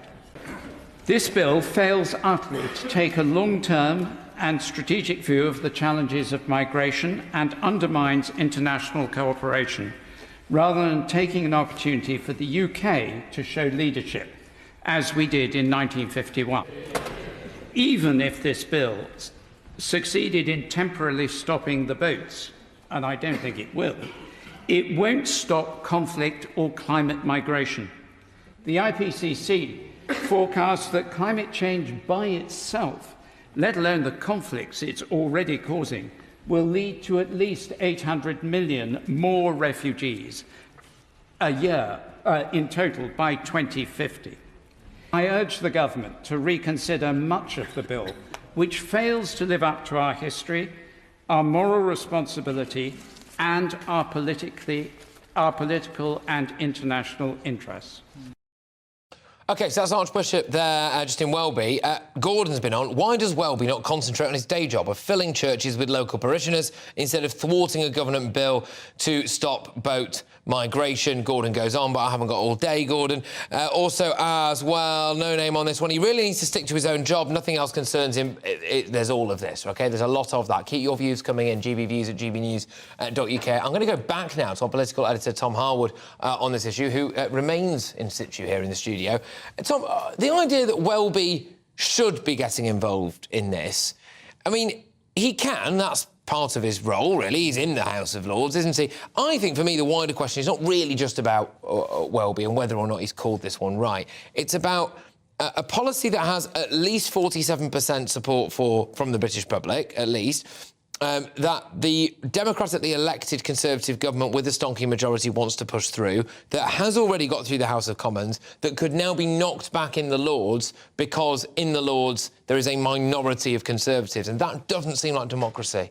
This is a really big concern, particularly for those who think that it's quite good having a revising chamber in our national legislature, having the primary chamber being the elected House, the Commons, and having a revising chamber of the Lords. The problem comes if the Lords oversteps that role, if it tries to fundamentally challenge the will of the elected House, you get real problems and clashes. And in an era when, for example, the Labour Party is proposing outright abolition of the House of Lords, when you get these questions raising up, might the interventions by people like Justin Welby today actually fundamentally undermine their own position? If they create these big disagreements between the elected and the unelected, might we see a position whereby the government moves towards advocating abolition of the bishops in the Lords? And people might think that that's a good idea on this issue, but other people might think that losing that sort of sense of spirituality in our legislature might not be a good thing. But at the moment, the case is pretty straightforward for the Lords knocking this into the long grass as long as they can, because if there is a minority of Conservatives in there, it stands to reason that most of the people in there would not want another Conservative government. Rishi Sunak has stood on a plinth that says stop the boats on it. If the Lords can stop him stopping the boats, then he doesn't get in at the next election, and bish bash bosh, they've done their job. Well, this was the argument of Brian Pannick, Lord Pannick, the Lib Dem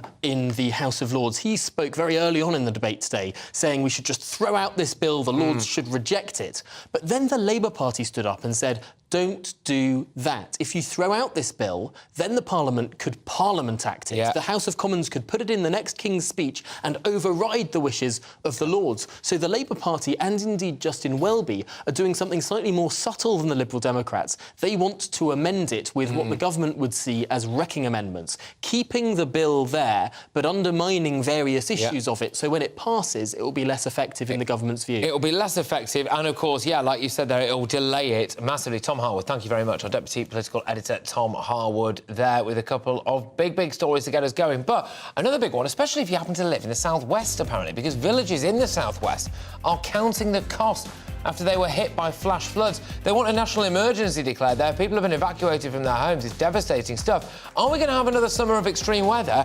And can I just say, why are we not dredging more rivers? Seriously, didn't we have a drought last year? Would that not be the perfect time to do it? I'm Patrick Christys on GB News, Britain's news channel. I joined GB News because I was sick and tired of not hearing my views being represented, not just mine, but so many people that I knew and spoke to. I just couldn't get my voice out there. I couldn't say anything, I couldn't do anything. Whatever the narrative was, I kind of had to follow it. GB News is there to provide a voice for those who have been ignored by the establishment media. We think different things, we've got a different style. GB News is here to be optimistic and positive about the future. It's real kind of dynamic and flowing, with the audience very much at the heart of it, like a big family. Here at GB News, we talk about the things that matter to you. Hearing the voices from right across our towns and cities, especially our towns. All sides of the argument represented with a heavy dose of opinion.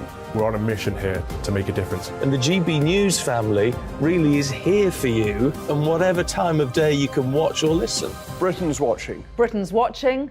We're proud to be GB News. The People's Channel. Britain's news channel. Westminster is going around in ever-decreasing circles, followed by the media. Britain is broken. How on earth did we get into this mess? But more importantly, how do we get out of it? Join me at 7 p.m, Mondays to Thursdays on Farage, here on GB News. We will have open, rational debate. We've got to work out how Britain moves forward from this. Join us here on GB News, the People's Channel. Britain is watching. You've probably seen politicians interviewed 1,000 times, but we do it differently. We find out who they really are, we don't shout, we chat, and hopefully we bring a bit of light, not just heat. Did you All know Kate sorts of Moss? women. Apparently. Do you have a pair of jeans or a pair of jeans? No, of course I don't. What would I do with them? My friends are like, oh my God, what's she doing now? Join me every Sunday at 6 for Gloria Meets, only on GB News, the People's Channel, Britain's news channel. I'm Jacob Rees-Mogg, the Member of Parliament for North East Somerset and a former government minister. For years, I've walked the corridors of power in both Westminster and the City of London. We need to have the arguments, the discussions on how we make it better. Crop failures, famine, war, suffering on a scale completely unimaginable. We are putting the cart before the horse. As Charles I said at the scaffold, he was the true defender of liberty. Yeah, I've completely derailed the conversation. Join me Monday to Thursday at 8 p.m. on GB News, Britain's news channel. New to GB News is the Saturday 5. Join us every Saturday from 8 p.m. as we debate the week's stories. Right, folks, that was a spicy one, wasn't it? With us 4, plus a special guest. Sometimes she has to stick her foot in it. Sometimes she has to say things as they are. Sometimes I think we should keep the refugees and send the pensioners to Rwanda. Then we'd be in a much better state. Well, Benjamin, that is... The Saturday 5. Saturday nights from 8. Only on GB News, the People's Channel. Britain's news channel.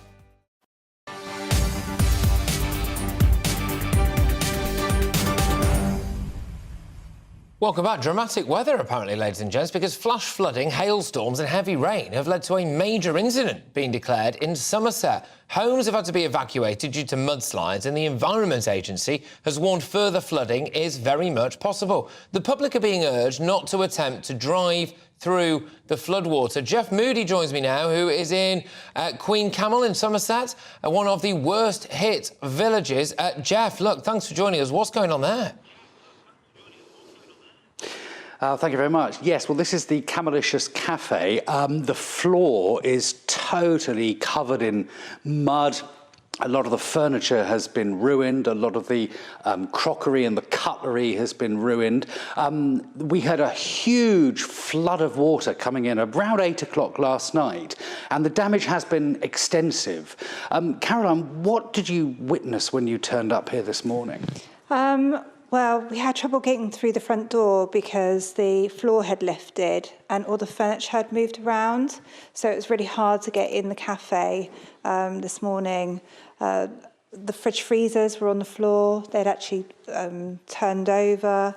We have a massive chest freezer, which had also gone on the floor and turned sideways. So it must have been an absolutely horrific amount of water coming at the same time.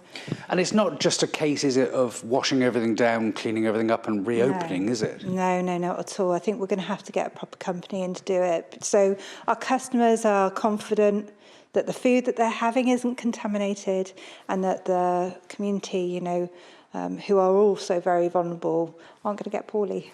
Because that's the thing, because we don't know what this is on the floor. We know that it's come from the river, but we don't know how much drainage systems in the area have been leaking into the river, do we? No, it would have come from the fields and surrounding areas, so no, we don't know what's in the water. I've noticed here today a huge community spirit. Throughout the day, people have just been arriving and saying, right, I'm here, what can I do to help? Have you been heartened by that? Yeah, I mean, actually, since we came here, the community spirit is inspiring. So Old School, where we reside, is actually a project that was set up a couple of years ago for the community. It has therapies here, hairdressers, beauticians, community cafe like ourselves, Camelicious, and the feel is very much like that. So no, I'm not surprised because that is what we do here. But it is always heartwarming to see it's still striving to be a community space. So yeah, that's good. Yes, and you were saying just now you've had an offer. Somebody wants to bring an outside cafe here so that you can keep going as soon as possible. You know, whatever the weather throws at you, you can keep surviving. Yeah, how amazing is that? So we all thought that perhaps we could offer some teas and coffees around the site so people could stay refreshed whilst clearing up the mess, but somebody's offered us an outdoor cafe, so we'll be doing that and hopefully we'll keep the spirit high It's not just you, is it? I mean, I've been walking along the street and the landlord in the pub is mopping all the water out of the pub as well. You see people on their doorsteps trying to get the water out of their houses. It's had a really bad effect on the community here, hasn't it? Yes, definitely. Along the high street itself, it was, I think, at some point taller than I am, the water. So I've heard stories of people that couldn't get out of their own home and had to stay there through the night, and hearing lots of people are safe, which is also good. But yeah, it's been a really difficult time. What do you think the process will be now to get everything back up and running? How long do you think it might be before you're open again?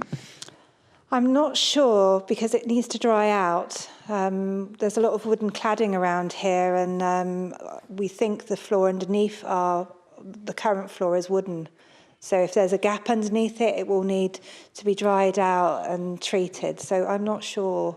Hopefully not long. Hopefully not long. Well, I wish you well, and I wish everybody here well in rebuilding what looks like an amazing community space. And we'll come back when you'll reopen again, and we'll see that whatever the weather throws at us, we can survive. Thank you. Look, thank you very, very much, and good luck as well, fundamentally, to everyone in that area. Thank you. Joining us now is Mary Long-Denow, who is a property flood resilience expert, and is also known as should that say, Floody Mary, I think? Is that right? There you go. Wow, fantastic. No, it's Flood Mary, not It's Floody. just Flood Mary. It's not. You're not a knockoff cocktail. No, fair enough. Okay, all right. So all right. Well, what's that? What you're going to have to tell me what a property flood resilience expert really does, and how you can maybe help people in their times of need, or prevent it from happening at all. Well, first of all, I want to say that I have been flooded on many occasions myself.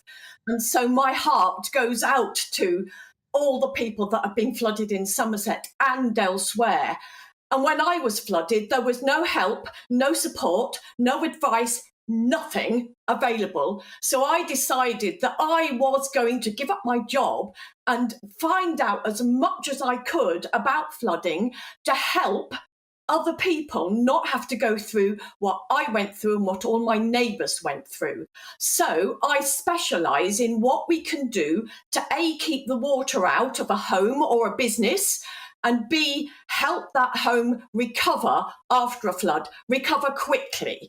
I've also written, very importantly, a flood recovery guide, which will be useful to the community in Somerset, because it literally walks people through exactly what they should be doing to help the home recover or the business recover quickly after a flood, because acting quickly now can cut down the amount of time that cafe is shut or the home is not occupied. Could you talk us through some of your top tips then, Mary, if that's OK, for that? The flood has sadly happened now in Somerset, so we'll talk about prevention in a minute, but just in terms of what they can do now, businesses like that, to get back on their feet sharpish.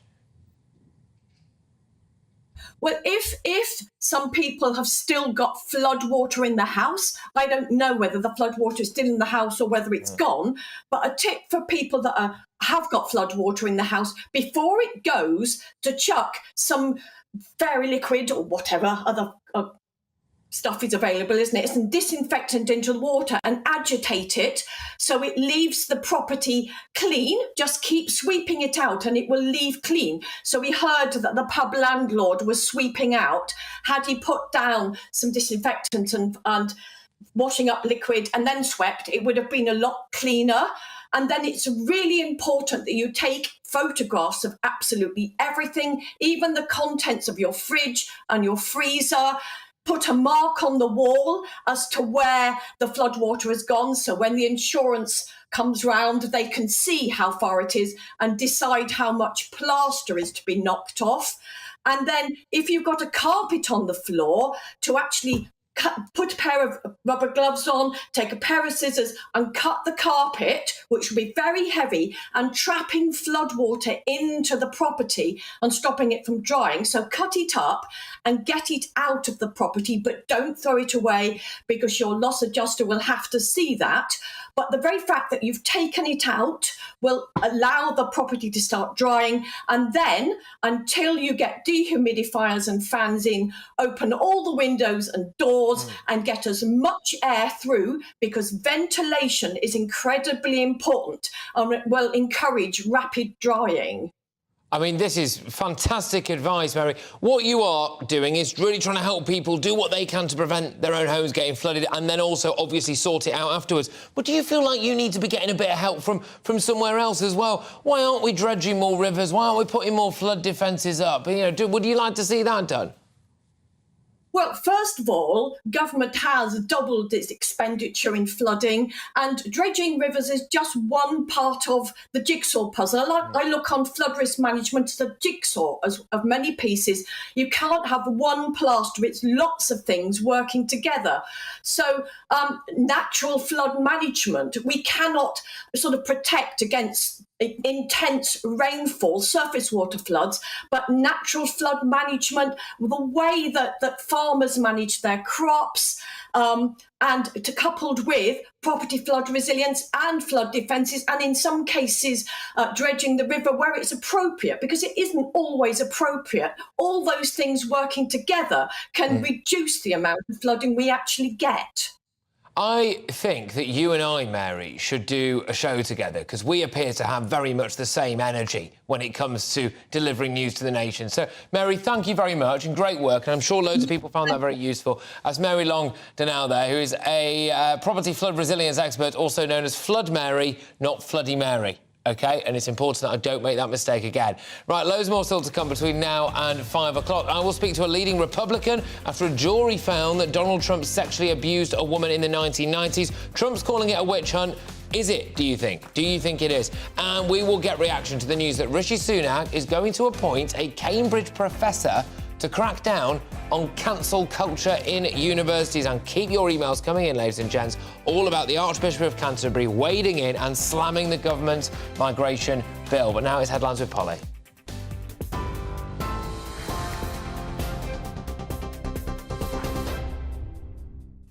Patrick, thank you. The top stories this hour. Government plans to remove 4,800 EU laws from the UK statute books by the end of the year have now been scrapped. The Business Secretary, Kemi Badenoch, says they'll now only revoke around 600 laws under the retained EU law bill. It's due, she says, to risks of legal uncertainty if they were automatically scrapped. The decision is being seen by many as a U-turn after the Conservatives previously promised to remove them all. Members of the Public and Commercial Services Union have voted to renew their mandate to keep taking industrial action for the next 6 months. The decision comes as other civil servants belonging to the Prospect Union began a new walkout in their long-running dispute over pay, jobs and redundancy. It follows the government's 4.5% pay rise offer, which the union said will further erode their living standards. The Archbishop of Canterbury has urged the government to reconsider much of the illegal migration bill in a rare intervention in the House of Lords. The controversial legislation aims to detain and promptly remove migrants who arrive in the UK in small boats. Downing Street says the bill is compassionate and fair, but Justin Wilby said it treats migrants as invaders. The publisher of The Mirror has unreservedly apologised to the Duke of Sussex for unlawful information gathering. At the start of a trial over alleged phone hacking at the High Court, Mirror Group newspapers admitted Prince Harry's legal challenge warranted compensation. The tabloid also promised behaviour would never be repeated. And in the United States, the Republican Congressman George Santos has been placed in US custody after being charged with fraud and money laundering. The Justice Department says the 34-year-old used campaign funds to purchase designer clothes and pay off personal debt. Mr. Santos also allegedly applied for unemployment benefit while being employed and running for Congress. He's expected to appear in court in New York later. Those are your latest news headlines. You are up to date on TV, online, DAB+ radio and on the TuneIn app. This is GB News, Britain's news channel.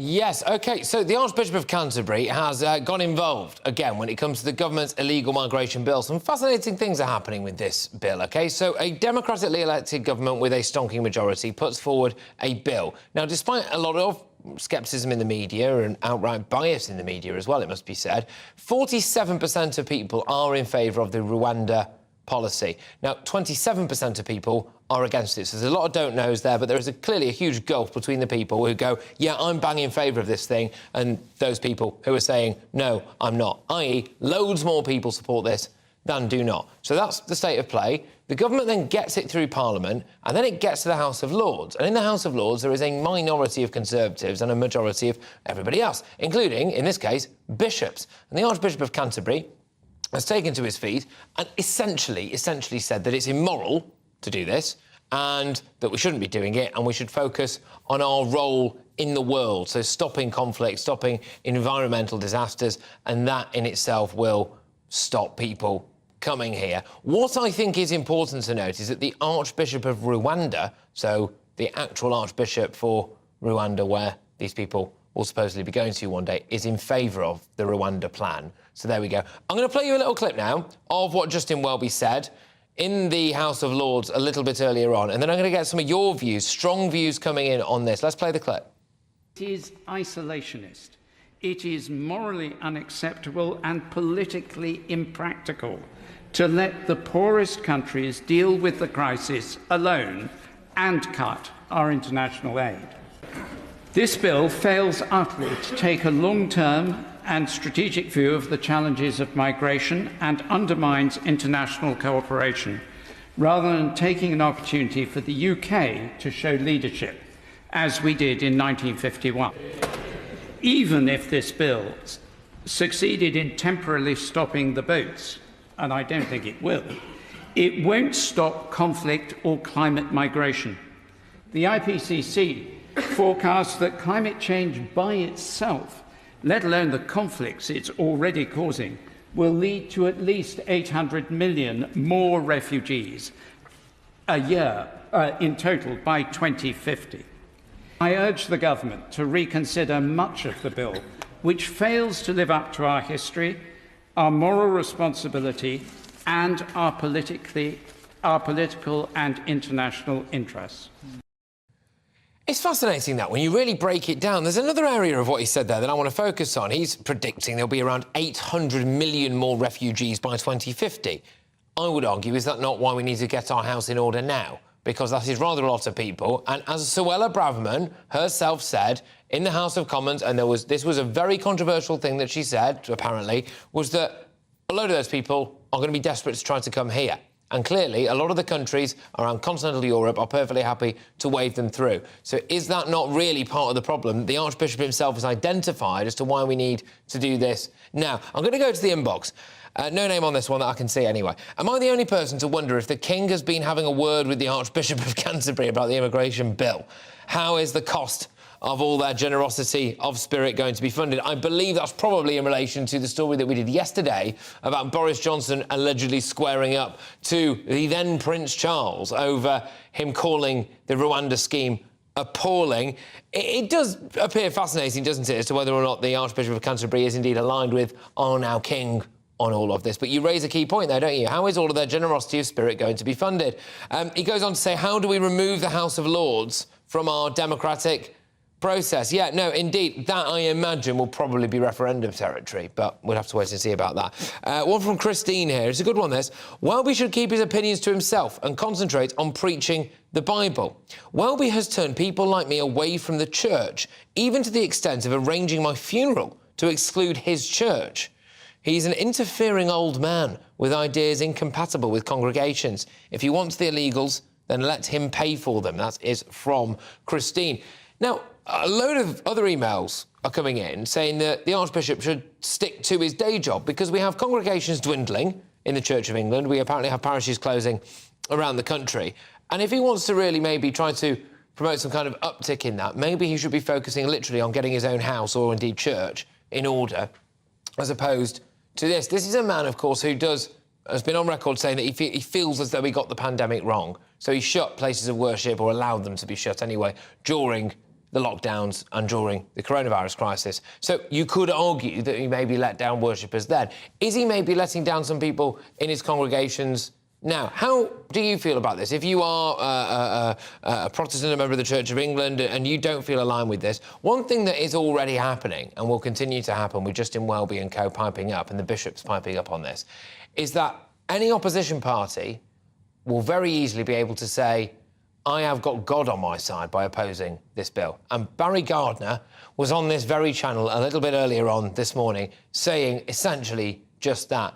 He said, who do I take my moral guidance from? Do I take it from Suella Braverman and the Conservative government, or do I take it from the Archbishop of Canterbury and the other bishops? And it is a massive political tool. But the other political tool involved in this is to delay the bill, amend it, then something much weaker goes through, or the government have to just force it through as it is using the Parliament Act. But either way you dress that up, it gets delayed by at least a year. And then what happens is that we are ever closer to the next general election, and Rishi Sunak, who stood with a plinth that said stop the boats on it in front of him, will not be able to have stopped the boats by the time that the next general election comes round. And why this might be politically motivated? Well, it's pretty straightforward, isn't it? Most people in the House of Lords are not Conservatives and clearly would quite like to see the Tories out of government. So all of the power there is with the House of Lords and people like Justin Welby. Do you feel as though he should have got involved? GB Views and GBNews.UK. A lot of identifying of problems, not a huge amount of solutions, apart from the solution, which was, as far as I could gather, to fund the end of all the world's problems and simultaneously allow anyone who wants to come here to come here. GB Views at GBNews.UK. I'm going to go back into the inbox after this very, very short break, but I want to tease this for you. Cancel culture is alive at universities. That's right. Now Rishi Sunak has taken steps to clamp down on it by deciding to appoint a free speech czar. What does that really mean? I'm Patrick Christys on GB News, Britain's news channel.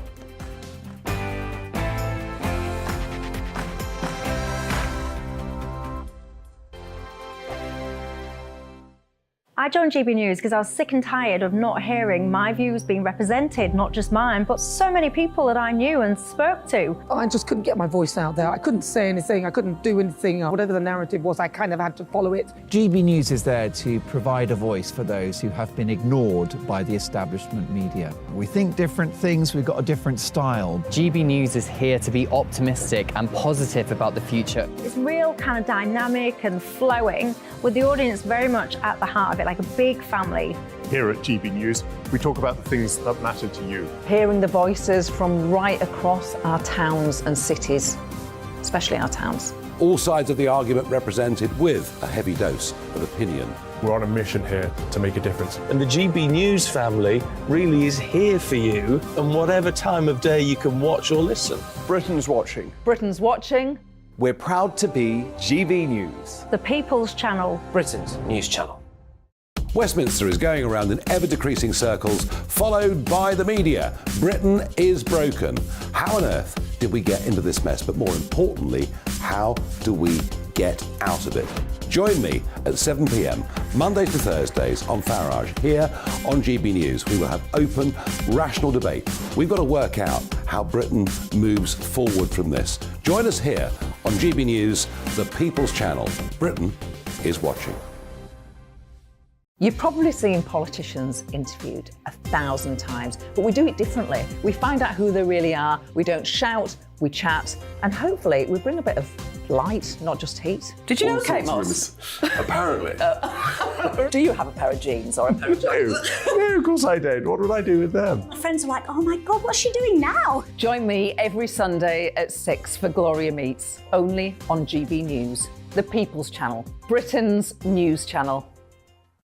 I'm Jacob Rees-Mogg, the Member of Parliament for North East Somerset and a former government minister. For years, I've walked the corridors of power in both Westminster and the City of London. We need to have the arguments, the discussions on how we make it better. Crop failures, famine, war, suffering on a scale completely unimaginable. We are putting the cart before the horse. As Charles I said at the scaffold, he was the true defender of liberty. Yeah, I've completely derailed the conversation. Join me Monday to Thursday at 8 p.m. on GB News, Britain's news channel.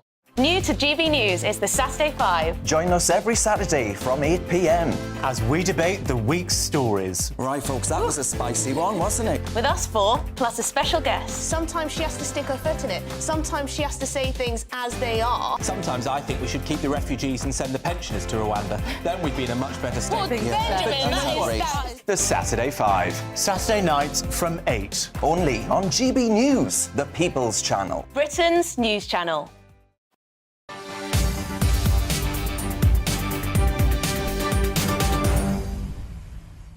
OK, all right, well, welcome back, everybody. Now, Rishi Sunak is stepping up his war on woke by appointing a free speech czar. It's reported that Cambridge professor Arif Ahmed will get the job to take action on cancel culture at universities. He will look at student unions that restrict debate and advise regulators on imposing fines for breaching speech rules, free speech rules. Anyway, I am joined by Josh Freeman from the Higher Education Policy Institute. Josh, thank you very much. Great to have you on the show. What on earth is a free speech czar? Well, a free speech czar, we're looking at the culmination of 2 years since this bill, the Higher Education Bill, was first introduced to Parliament. So this is the end point, or almost the end point, of a very long process by this Conservative government to try and take action on free speech in universities. Obviously, this is an exciting step, but we need to be cautious. This is not a legislator. This is just a referee. So a free speech czar really is the person who can take the complaints that are made within the system. So complaints, for example, if someone gets no platform, they can go to the free speech czar or they can go to the Office of Students and say, we've had this complaint made against us. But he's not going to be able to introduce new regulations. So the powers here are quite limited. But there are opportunities. The role is new. It is his to shape. And the platform that he's being given is, for free speech, is particularly interesting.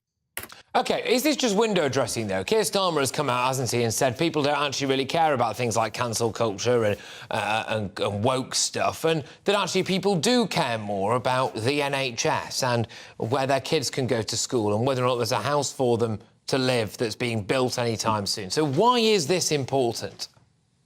This is important, and this is a very good question. This is important because free speech in universities is something that people are starting to wake up to. So we know from research done by HEPI, the Higher Education Policy Institute, that the students are turning against free speech. And more students feel that they have to self-censor. Academics feel that they have to self-censor, and they can't have their own deliver the perspective that they'd like to give.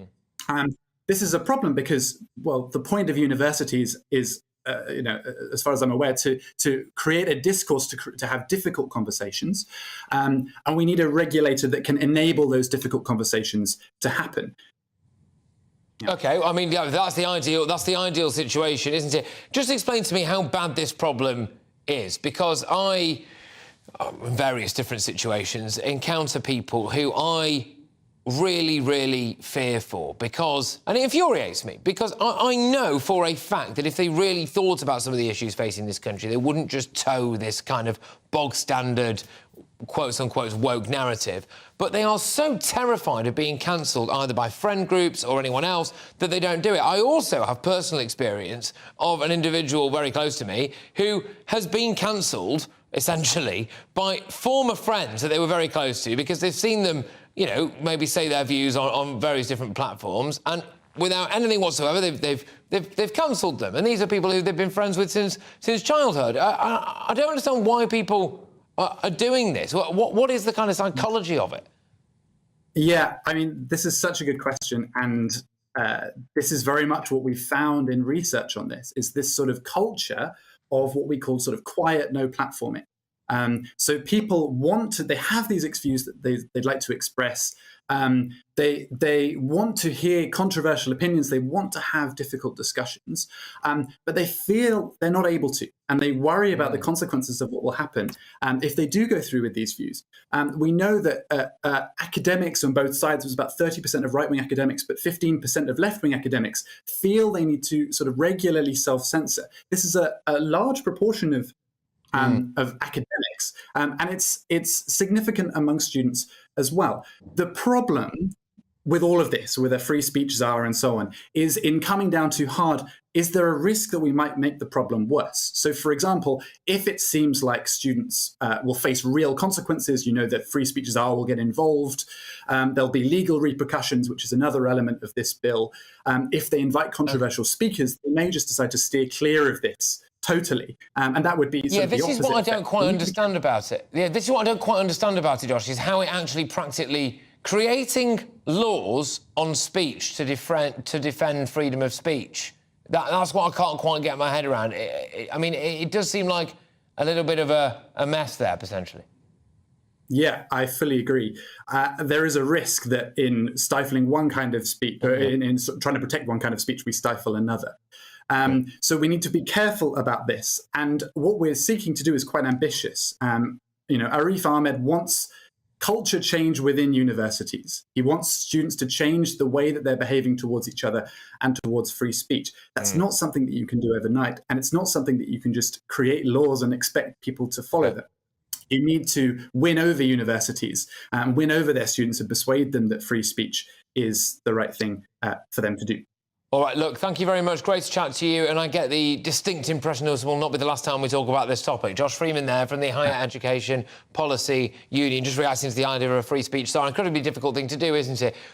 I'm sure we all would all long to live in a world where you don't need to kind of regulate free speech, but does anyone else just find that whenever anyone disagrees with anything, quite possibly from both sides now, they're always lobbing out, very hateful things, or you're far left, or you're far right, or they use, terrible derogatory words that imply that you used to enjoy something that some people in Germany did back in the 30s and the 40s about everything now, no matter where you are, anything going remotely controversial or anything that you would argue maybe has like a bog standard. Does anyone else find it fascinating how many middle-aged women are currently called TERFs?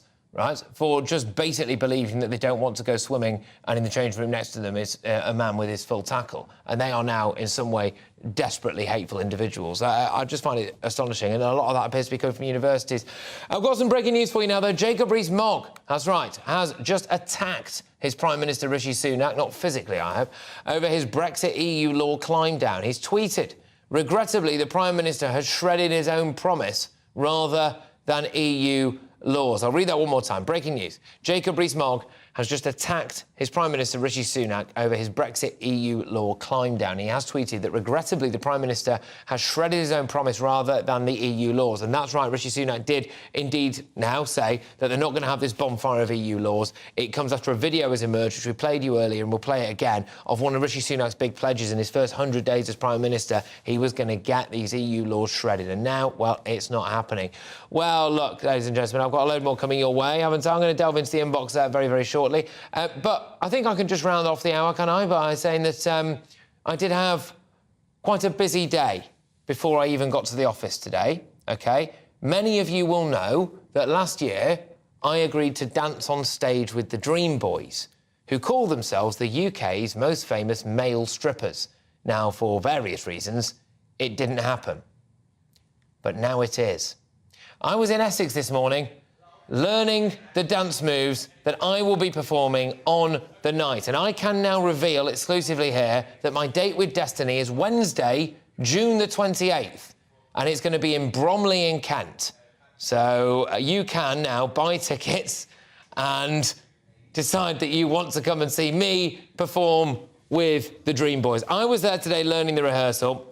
A full package, for want of a better phrase, of my rehearsal will be available to view, hopefully, in tomorrow's show. But, of course, I am not doing this for fun. No, certainly not. I am raising money for the mental health charity Mind. And so far, we have collected more than £23,000. Thank you very much, everybody, who donated, and it's been such a terrific effort. It's been fantastic. But I would love it, love it, love it. I know there's a cost of living crisis on, but I would really like it if you could just find it within yourselves to dig a little bit deeper. I promise you, this date is very much in the diary. It's 28th of June, and I will be in Bromley in Kent, and I will indeed be dancing on stage and stripping with the Dream Boys. That website where you can donate is justgiving.com/ /fundraising/challenge Christys. It's justgiving.com/fundraising/challenge Christys. And I'm doing it for the mental health charity Mind because, unfortunately, every single day, 12 men take their own lives. And suicide is the single biggest killer of men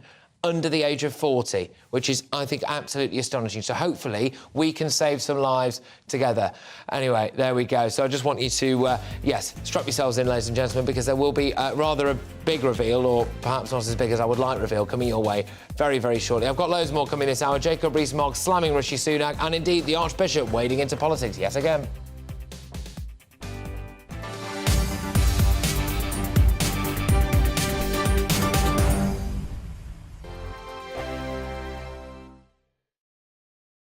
I joined GB News because I was sick and tired of not hearing my views being represented, not just mine, but so many people that I knew and spoke to. I just couldn't get my voice out there. I couldn't say anything. I couldn't do anything. Whatever the narrative was, I kind of had to follow it. GB News is there to provide a voice for those who have been ignored by the establishment media. We think different things, we've got a different style. GB News is here to be optimistic and positive about the future. It's real kind of dynamic and flowing, with the audience very much at the heart of it, like a big family.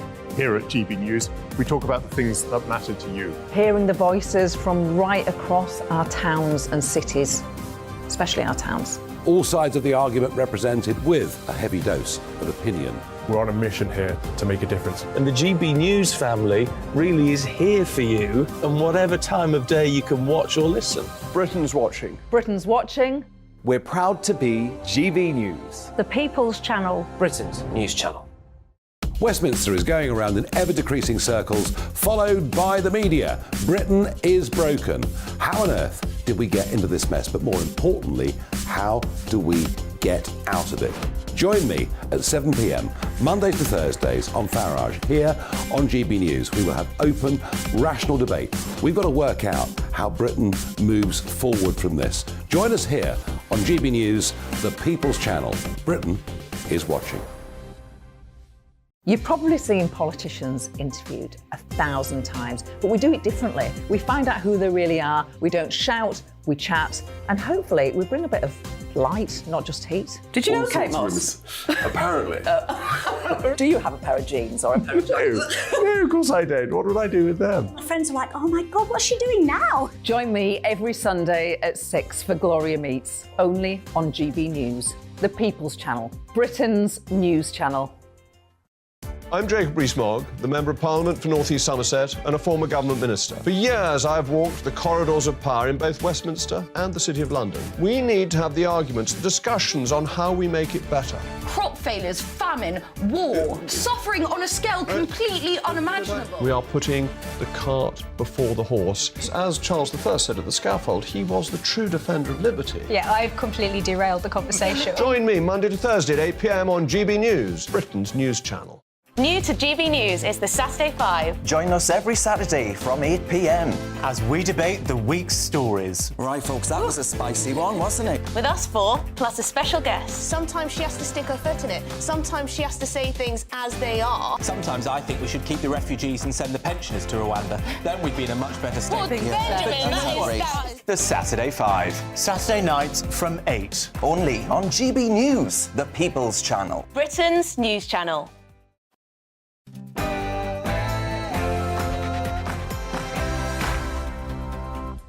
Good evening, everybody. Patrick Christys here on GB News with you for the next hour, and here's what's coming up. So we're going in top with the breaking news that dropped just about an hour ago on this very programme, which is that Rishi Sunak appears to be going back on a big post-Brexit promise. There will be no bonfire of EU law, and I'll tell you the granular detail on that very, very shortly. In other news, we're also going to be talking about this. The Archbishop of Canterbury has waded in again. He's calling the Rwanda policy essentially immoral. That is despite 47% of the British public backing it, and a Conservative government with a whopping great big majority getting it through the House of Commons should well be keep his nose out of it. Should we abolish the House of Lords? Those are two things I want to know from you. In other news, Prince Harry, yes, OK, more bombshell revelations out of another thrilling day in court. The Mirror have apologised over some alleged indiscretions there that have supposedly taken place in Prince Harry's case. We'll bring you bang up to date on all of that. Piers Morgan involved as well, for what it's worth, although, of course, he denies it. And moving on, we are also going to be talking about how old is too old to have a kid? That's what I want to know. Robert De Niro has apparently just sired another child. He is 79 years old. Is that irresponsible? Are you ever too old to have a child? Patrick Christys on GB News.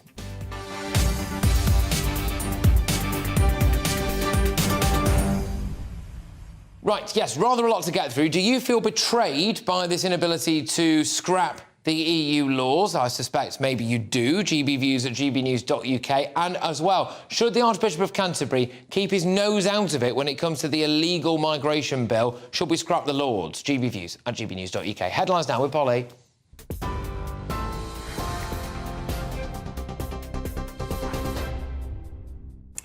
Patrick, thanks very much indeed. The top stories this hour on GB News. As you've been hearing, Jacob Rees-Mogg has criticised the Prime Minister over scrapping plans to remove thousands of European Union laws. The former Cabinet Minister says Rishi Sunak has shredded his own promise after he U-turned on a pledge to eliminate them all by the end of the year. Earlier, the Business Secretary, Kemi Badenoch, said only around 600 out of 4,800 laws would now be revoked under the retained EU law bill. It's due, she says, to risks of legal uncertainty if they were automatically scrapped. And staying with politics, Sir Keir Starmer has criticised Rishi Sunak, saying he no longer has a mandate to run the country in the first Prime Minister's questions since the local elections in England. The Conservative Party lost control of 48 councils and more than 1,000 council seats, while the Labour Party gained more than 500. The Prime Minister defended the results, saying a general election holds far more significance, but the Labour leader insisted that the Prime Minister has lost the confidence of voters up and down the country. Last year, he lost a Tory beauty contest to the member for South West Norfolk, who then lost to a lettuce. Last week, when he finally came into contact with voters, he lost everywhere. No matter who the electorate is, the Prime Minister keeps entering a two-horse race and somehow finishing third. Given his track record, who does he think he's actually got a mandate from? Mr. Speaker, it's a bit rich to hear about mandates from the person who's broken every single promise he was elected on. I mean, go through the list, Mr. Speaker. Nationalisations, NHS outsourcing, universal credit, and now tuition fees. Mr. Speaker, he was for them all before he was against them. He's not just a softie, he's a flaky too. Now, the Archbishop of Canterbury has condemned the government's illegal migration bill in a rare intervention in the House of Lords. The controversial legislation aims to detain and promptly remove migrants who arrive in the UK in small boats. It also looks to limit the ability of the European Court of Human Rights to prevent the deportation of asylum seekers. Downing Street says the bill is compassionate and fair, but Justin Welby says it treats migrants as invaders. It is a siloed bill, not a whole-of-government bill. It does not draw in conflict management and prevention, which drives migration. It does not draw in climate impacts, which drive migration and conflict. It is isolationist. It is morally unacceptable and politically impractical. Now, the former Trade Secretary, Lord Peter Lilly, has told GB News the House of Lords has no option but to pass the bill. It will have a tough time, but it will get through, because if the Lords were to stop the measures to stop the boat people, that would be the end of the House of Lords. Then it would commit suicide. The public wouldn't stand that. And you can watch the full exclusive interview with Lord Peter Lilly at 6 o'clock on Sunday on Gloria Meets right here on GB News. Now, interest rates are expected to rise again this week as inflation remains high. That's according to economists. Experts believe the base rate will rise by 0.25% to 4.5%, and that would be the 12th consecutive raise by the central bank and mark the highest level since 2008. Any rise is expected to make loans and mortgage rates more expensive. Members of the Public and Commercial Services Union have voted to renew their mandate to keep taking industrial action for the next 6 months. The decision comes as other civil servants belonging to the Prospect Union began a new walkout in their long-running dispute over pay, jobs and redundancy terms. This follows the government's 4.5% pay rise offer, which the union said will further erode living standards. The publisher of the Mirror newspaper has unreservedly apologised to the Duke of Sussex for unlawful information gathering. At the start of a High Court trial over alleged phone hacking, Mirror Group newspapers admitted that Prince Harry's legal challenge warranted compensation. The tabloid also promised the behaviour would never be repeated. Other high-profile claimants involved in the trial include the former Girls Aloud singer Cheryl, the estate of George Michael and the footballer Ian Wright. And turning our attentions to the United States for just a second, the Republican Congressman George Santos has been placed in US custody after being charged with fraud and money laundering. The Justice Department saying the 34-year-old used campaign funds to purchase designer clothes and pay off personal debt. Mr. Santos allegedly applied for unemployment money too while being employed and running for Congress. He's expected to appear in court in New York later on. We'll be watching that story for you. You're with GB News. More news as it happens. Now back to Patrick.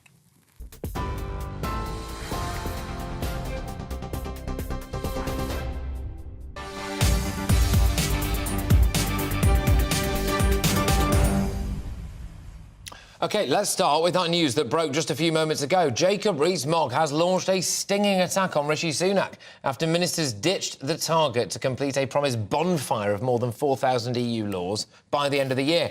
So, Jacob Rees-Mogg tweeted this. He said, regrettably, the Prime Minister has shredded his own promise rather than EU laws. And that is in relation to a video which we played you earlier, I will play it again shortly, of Rishi Sunak. Ready for Rishi? He said, Brexit delivery department, in his first 100 days, we're going to shred the EU laws. Well, I'm joined now by our Deputy Political Editor, Tom Harwood, who's here to tell you that he hasn't.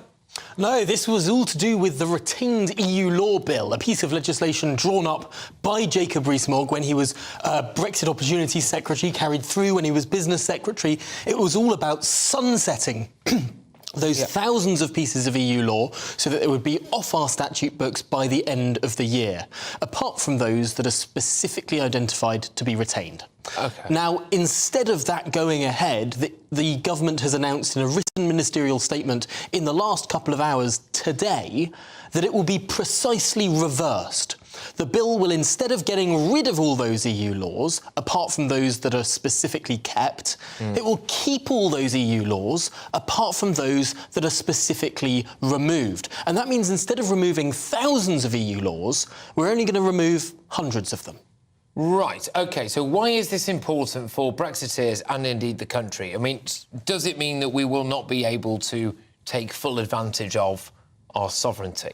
Well, certainly the argument that Brexiteers will make in response to this is that the government is not taking full advantage of those opportunities that Brexit provides. Many of the Brexiteers' arguments for leaving the European Union was being able to do things differently, to diverge from the European economic model, to release those burdens that are placed on British businesses, to have greater power for our vacuum cleaners or fewer regulations on British kettles or whatever it is. All of these little laws that the EU has placed on little various parts of our lives, they add up to a regulatory burden, so say the Brexiteers, that makes it harder to do business, that makes it harder for British businesses to grow and succeed.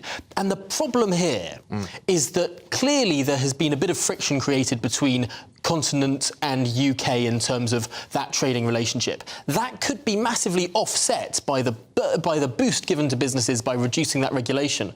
But at the moment, you still have that regulation on despite the change in trade terms. So you don't get that benefit from Brexit. Now, the argument that people like Jacob Rees-Mogg will be making is that the government needs to go much, much faster in removing these EU laws because this Parliament only has around a year and a half left in it. And if they leave too much to the next Parliament, it could have a very different composition, and that could embed this EU law for the long term. It's also a fundamental question of honesty and accountability for Rishi Sunak himself. And we do have a little video that Rishi Sunak very kindly published, which you being as eagle-eyed as you are, Tom, noticed straight away. We're going to play this video for you now, and I'll tell you exactly what's happening. So this is a promo video for Rishi. We're at the Brexit delivery department. In comes the shredder. In comes a box. No, it's not Dominic Cummings' stuff. It's got EU legislation written on it. EU red tape is written on it.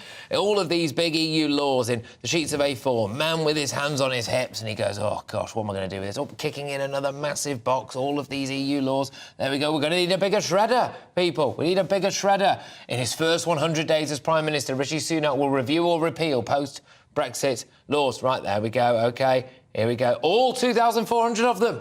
And there comes the shredded paper. And there we go. The EU flag is going into the shredder, along with all of those EU legal laws. Keep Brexit safe, says Rishi Sunak. A mound of shredded paper. There we go. So that was Rishi Sunak. Ready for Rishi? Oh, well, oh, gosh, yes. Oh, only Rishi can beat Labour. There we are. That's what that says. So that was the advert. And just want to emphasise once more, what's just happened today, Tom? Well, instead of removing those thousands of pieces of EU law, the government has committed to keeping them. Right. This is precisely So reverse. It's the opposite of Rishi Sunak's campaign pledge. And I don't need to remind you, it's been rather more than 100 days since Rishi Sunak became Prime Minister as well. Now, to be fair, the government are saying that they are still removing EU laws. They say they have already removed 1,000 before this bill came, but of course, and they say that this bill will remove around 500 more. However, 500 is a smaller number than the many thousands that it was going to remove. And the civil service say that simply they don't have the capacity to go through all of these laws by that deadline, the 31st of December. Tom, thank you. I think you might be staying here, actually, for a second there, because there's some very strong words from the Archbishop of Canterbury, who has once again attacked the government's immigration policy. The Archbishop said in the House of Lords that it is morally unacceptable to leave the poorest countries to deal with the problem. This is over the illegal migration bill. He's stuck his nose in before. No doubt he'll do it again. In fact, it's the third time in just over a year that Welby has hit out of the government's plans to solve the small boats crisis. Play the clip. It is isolationist. It is morally unacceptable and politically impractical to let the poorest countries deal with the crisis alone and cut our international aid. This bill fails utterly to take a long-term and strategic view of the challenges of migration and undermines international cooperation, rather than taking an opportunity for the UK to show leadership, as we did in 1951. Even if this bill succeeded in temporarily stopping the boats, and I don't think it will, it won't stop conflict or climate migration. The IPCC forecasts that climate change by itself, let alone the conflicts it's already causing, will lead to at least 800 million more refugees a year in total by 2050. I urge the government to reconsider much of the bill, which fails to live up to our history, our moral responsibility, and our political and international interests. OK, so that was Justin Welby there, the Archbishop of Canterbury, in the Lords. And, Tom, this is big, not really just because of what he's saying, I think, and the leverage that this gives anyone who opposes the bill. Oh, we're siding with God, we're not siding with Suella Braverman, which is basically what Barry Gardiner actually said on this channel earlier on. I mean, it's a gift, isn't it, people are?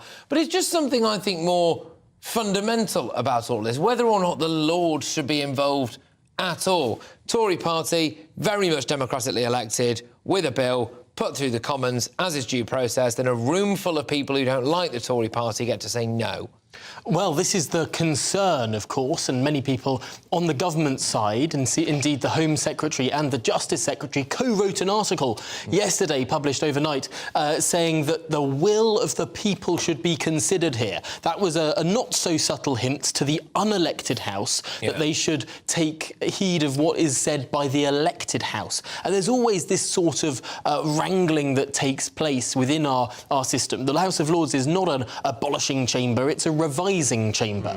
And that is the line that many of these lords are walking. They don't want to be seen to completely overturn this legislation, to be seen to be doing away with the democratic side of the Parliament. But many people argue that's precisely what they're doing. Yeah, 100%. I can see this conversation rumbling on, and we'll probably be having a debate, I imagine, tomorrow on whether or not we should abolish the House of Lords. It will be fascinating to get your views on that. Tom, thank you very much. Tom Harwood there, our Deputy Political Editor. Let's get away from archbishops and from politicians. Oh, that's nice, isn't it? Oh, good.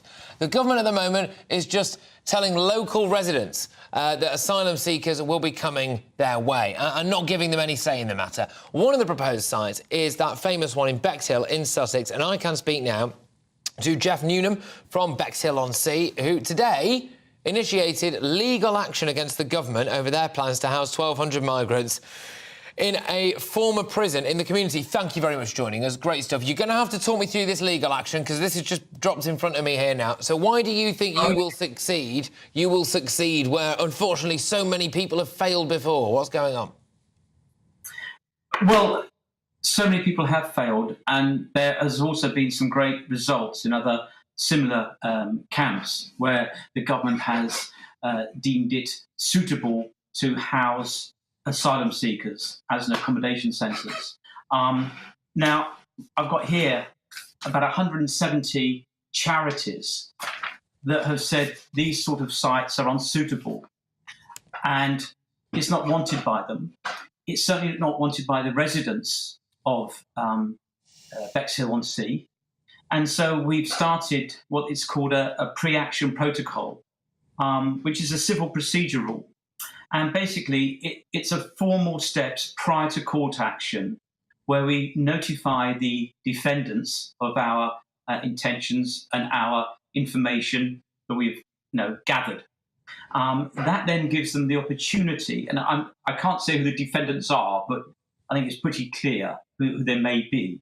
But we then give them the opportunity to remedy the points of the dispute, which is we're saying it's unsuitable, and they may be saying it's not. So we give them opportunity to look at our points and remedy it by stopping the development. This then, if that can't be reached, then it goes to a judicial review.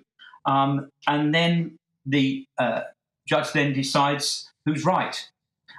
We think we have a very strong case. There are... OK. Could I interject a little bit here, Jeff, if that's all right, and just put to you directly the comments of the Archbishop of Canterbury, who, if you take what he said to its natural conclusion, quite possibly would view you, I want to make it very clear, I'm not the one saying this, would possibly make you immoral. How would you respond to that? We have a duty of care to all people across the world. And a duty of care must extend to the people that arrive on our shores, who then claim asylum. Once they have said that they want to claim asylum, the UK government has a duty of care to look after them. What we're saying is, and not just the residents are saying this, but the charities are saying, yes, that needs to be done, and this site is unsuitable to actually do that. So, the government's got themselves into a bit of a pickle, should we say, with this, because they've neglected it for so long, and now they are seeking to use very draconian measures to override local planning policy by way of a queue notice that says basically we can do whatever we want, and the residents and the charities are simply saying it's not suitable. Think again. So we've had to, start on this campaign of a pre-action protocol to put our points, on the table in front of the defendants to see whether they will rethink. Yeah. And it's as simple as that. Have a rethink, go away, have a think, and then come to the same conclusion that residents and the charities have reached. Yeah, because there is a question, isn't there, a massive question of morality. And I just wonder whether or not the morality really and the primary focus of it should be for people like you and residents in a local area whose lives are going to be drastically changed by this new venue, if you want to call it that. And do you feel as though, essentially, your There should be more of a moral duty. The Archbishop should maybe be standing up in the House of Lords and be talking about a moral duty to people like you. Everyone has their own moral compass. And I think the UK is tremendous in that we are very welcoming, from the Huguenots back in the 1700s to present day. However, there's two things that are vital to be able to help these people, and that is money and space. The local governments here can't even fix potholes, pay for doctors, and have good education. So we're short of money, and we're dreadfully short of space. They've just left France, which has half the density of population that UK has. The southeast here has something like 540 people per square km, and Scotland has 70. Now, I'm not saying they shouldn't go to Scotland, beautiful as Scotland is. Well, Scotland isn't having them. This is it. Scotland's saying no to migrant hotels and all sorts, which is remarkable considering the progressive nature of some of the people who claim to be the ones in power over there. Look, Jeff, thank you very much. I will talk to you again very soon, my good man. Thank you for joining us at short notice. Jeff Newham. Oh, no, oh, sorry, I think he was trying to tell me something before he goes, but alas. Anyway, he's from Bexhill-on-Sea. Right, OK, we'll talk to Jeff again soon. I'll get him back on. Now, very quickly, I had a busy day before I even got into the office. Many of you will know that last year I agreed to dance on stage with the Dream Boys, who call themselves the UK's most famous group of male strippers. Now, for a variety of different reasons, it didn't happen. But, I was working away on this behind the scenes, and I can confirm now it is happening, OK? Absolutely. I was in Essex this morning, as you can see, learning the dance moves that I'll be performing on the night. My date with Destiny is Wednesday, June the 28th. And if you live near Bromley in Kent, then you might be able to come and see me up close and personal. On June the 28th, I will be performing with the Dream Boys, and I will be part of a 20-minute routine, including, by the way, a solo, right? Now, of course, I am not going through this ritualistic self-humiliation just for fun. I am actually doing this to raise money for the mental health charity Mind. So far, we've actually collected, and can I just say, in the last 15 minutes, we've raised nearly £2,000. Well, you've raised nearly £2,000, you wonderful people. We are now just 50 quid away from hitting the £25,000 mark. Just very quickly, I want to say thank you to Tanya. I've got the Just Giving page in front of me here. That Just Giving page, OK, is justgiving.com/fundraising/challenge Christys. It's justgiving.com/fundraising/challenge Christys. Tanya and her dad have given 15 quid. Thank you. Mavis has given 20 quid. Tracy's given 20 quid. I just want to give, and I won't give you full name, although I can see it here. Mark has just donated £1,000. So thank you very, very much, everybody. And smaller donations or anything are really, really welcome. And the reason I'm doing it for Mind is because every single day, believe it or not, 12 men take their own lives. And suicide is the single biggest killer of men under the age of 40. So there really is a pandemic, a real pandemic out there, people. And unfortunately, it is especially male suicide. Right, so I wanted to try to raise a bit of money for that. I will be on June the 28th in Bromley dancing with the Dream Boys, and although I've got my T-shirt on there, I can guarantee you all that I will be getting my kit off. That is the part of the deal. So, yes, if you've got any money whatsoever, I would much appreciate you donating it. It's justgiving.com/fundraising/challenge Christys. Right, OK, that's quite enough of that now. There we go. Thank you very much. Now, still to come, there was a big shock on the opening day of Prince Harry's libel action. The owner of the Mirror newspaper has apologised to him and admitted that they owe him compensation. I'm Patrick Christys on GB News, Britain's news channel. I joined GB News because I was sick and tired of not hearing my views being represented, not just mine, but so many people that I knew and spoke to. I just couldn't get my voice out there. I couldn't say anything. I couldn't do anything. Whatever the narrative was, I kind of had to follow it. GB News is there to provide a voice for those who have been ignored by the establishment media. We think different things. We've got a different style. GB News is here to be optimistic and positive about the future. It's real kind of dynamic and flowing, with the audience very much at the heart of it, like a big family. Here at GB News, we talk about the things that matter to you. Hearing the voices from right across our towns and cities, especially our towns. All sides of the argument represented with a heavy dose of opinion. We're on a mission here to make a difference. And the GB News family really is here for you, and whatever time of day you can watch or listen. Britain's watching. Britain's watching. We're proud to be GB News, The People's Channel. Britain's news channel. Westminster is going around in ever-decreasing circles, followed by the media. Britain is broken. How on earth did we get into this mess? But more importantly, how do we get out of it? Join me at 7 p.m, Mondays to Thursdays on Farage, here on GB News. We will have open, rational debate. We've got to work out how Britain moves forward from this. Join us here on GB News, the People's Channel. Britain is watching. You've probably seen politicians interviewed 1,000 times, but we do it differently. We find out who they really are, we don't shout, we chat, and hopefully we bring a bit of light, not just heat. Did you know Kate Moss? Apparently. Do you have a pair of jeans or a pair of jeans? No, of course I don't. What would I do with them? My friends are like, oh my God, what's she doing now? Join me every Sunday at 6 for Gloria Meets, only on GB News, the People's Channel, Britain's news channel. I'm Jacob Rees-Mogg, the Member of Parliament for North East Somerset and a former government minister. For years, I've walked the corridors of power in both Westminster and the City of London. We need to have the arguments, the discussions on how we make it better. Crop failures, famine, war, suffering on a scale completely unimaginable. We are putting the cart before the horse. As Charles I said at the scaffold, he was the true defender of liberty. Yeah, I've completely derailed the conversation. Join me Monday to Thursday at 8 p.m. on GB News, Britain's news channel. New to GB News is the Saturday 5. Join us every Saturday from 8 p.m.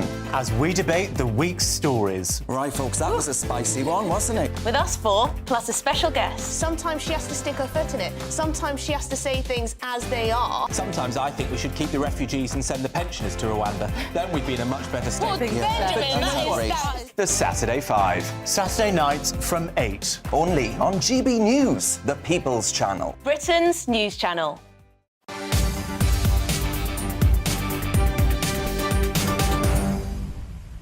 OK, so the publisher of the Mirror newspaper has apologised in court to Prince Harry for what they described as illegal information gathering which warrants compensation. Prince Harry is among a group of high-profile figures suing the Mirror Group newspapers over claims of phone hacking. And we all know the drill when it comes to these court cases, but I wanted to get a little window into what it was like to pound the streets of Fleet Street at that particular moment in time. Some of these allegations, of course, date back to the 90s. We all know there were some bad old days before that as well. But joining me now is former Fleet Street journalist. It's Nigel Pawley. Nigel, thank you very, very much.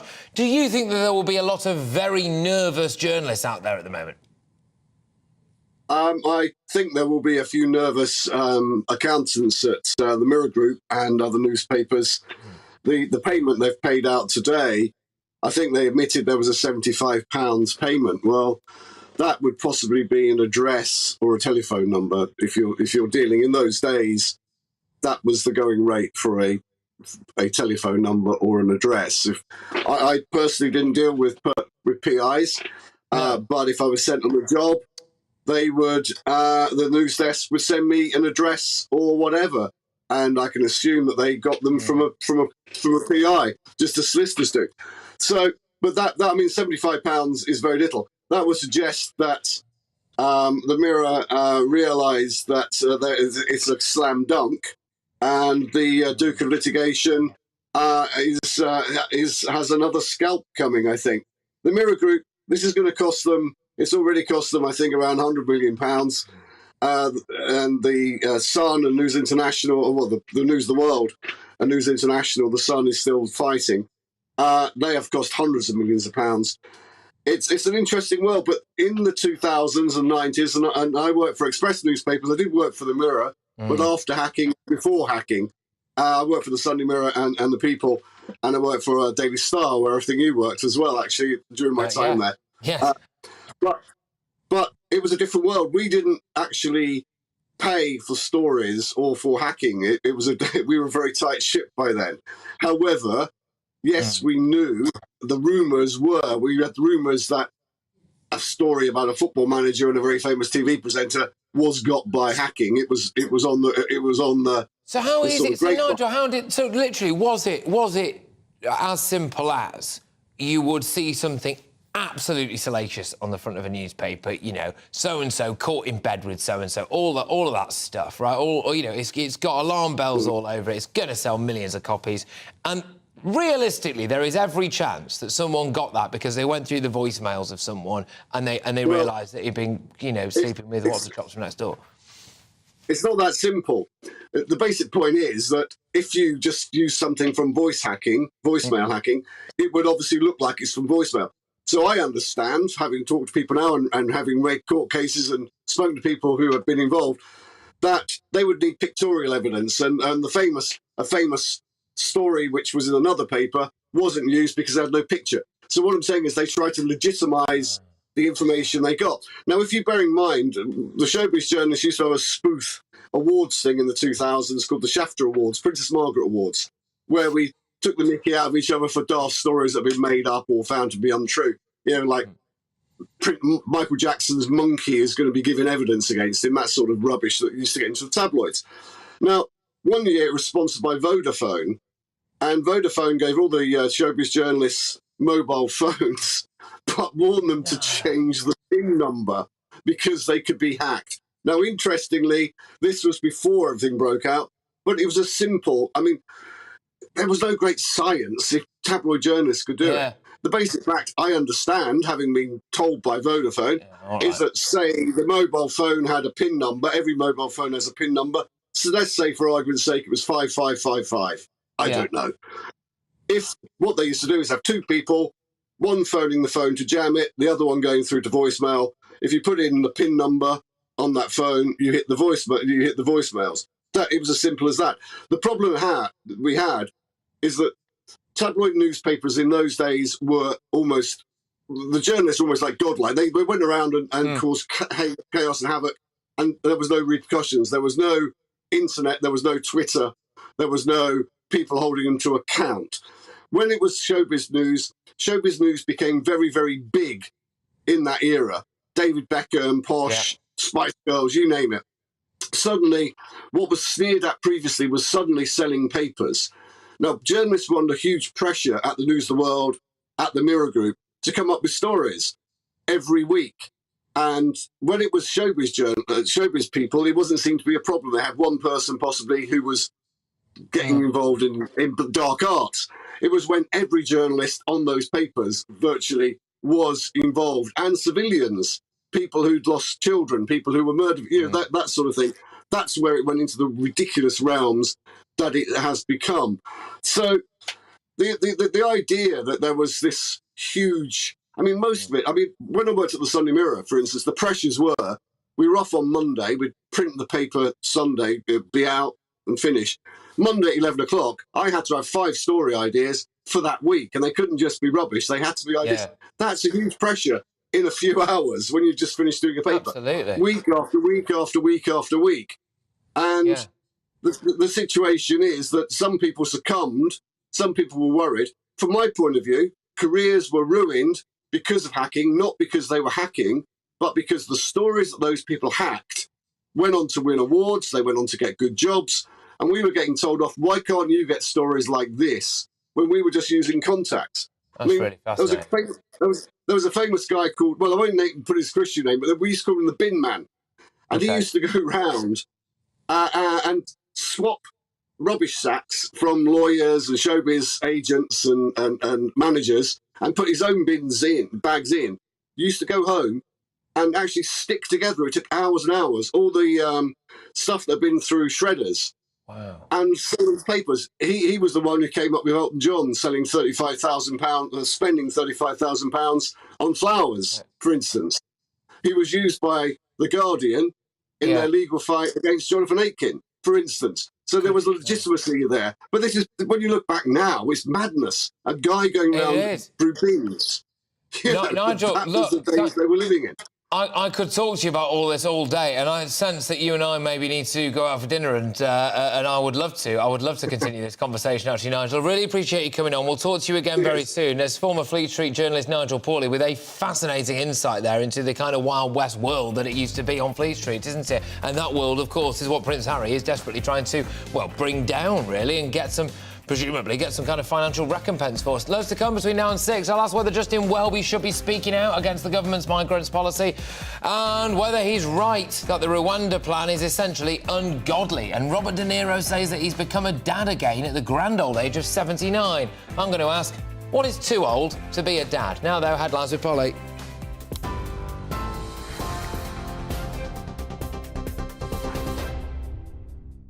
Patrick, thank you. The top stories this hour. Jacob Rees-Mogg has criticised the Prime Minister over scrapping plans to remove thousands of European Union laws. The former Cabinet Minister said Rishi Sunak had shredded his own promise after he U-turned on a pledge to eliminate them all by the end of the year. Earlier, the Business Secretary Kemi Badenoch said that only around 600 out of 4,800 laws would now be revoked under the retained EU law bill. And that's due, she said, to risks of legal uncertainty if they were automatically reviewed. Members of the Public and Commercial Services Union have voted to renew their mandate to keep taking industrial action for the next 6 months. The decision comes as other civil servants belonging to the Prospect Union began a new walkout in their long-running dispute over pay, jobs and redundancy terms. It follows the government's 4.5% pay rise offer, which the union said will further erode living standards. And the Archbishop of Canterbury has urged the government to reconsider much of the illegal migration bill in a rare intervention in the House of Lords. The controversial legislation aims to detain and promptly remove people who arrive into the UK in small boats. Downing Street says the bill is compassionate and fair, but Justin Welby says it treats migrants as invaders. And the publisher of the Mirror newspaper has unreservedly apologised to the Duke of Sussex for unlawful information gathering. At the start of a trial over alleged phone hacking at the High Court, Mirror Group newspapers admitted that Prince Harry's legal challenge warranted compensation. The tabloid also promised the behaviour would never be repeated. And Republican Congressman George Santos has been placed in US custody after being charged with fraud and money laundering. The Justice Department says the 34-year-old used campaign funds to purchase designer clothes and pay off personal debt. Mr. Santos also allegedly applied for unemployment money while being employed and running for Congress. He's expected to appear in court in New York later. We're watching that story for you as well here on GB News. You're with GB News, Britain's news channel.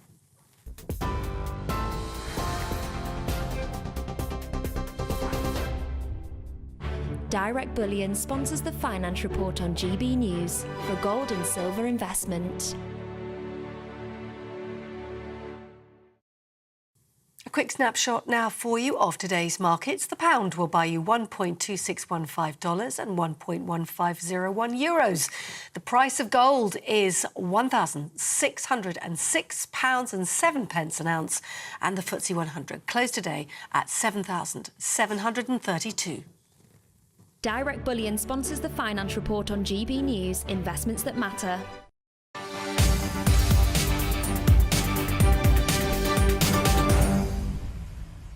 OK, so let's get a bit more on Archbishop Justin Welby's criticism of the government. He said in the Lords today that the illegal migration bill is morally unacceptable and politically impractical. Last year, he said plans to send asylum seekers to Rwanda were, and I'm quoting now, ungodly.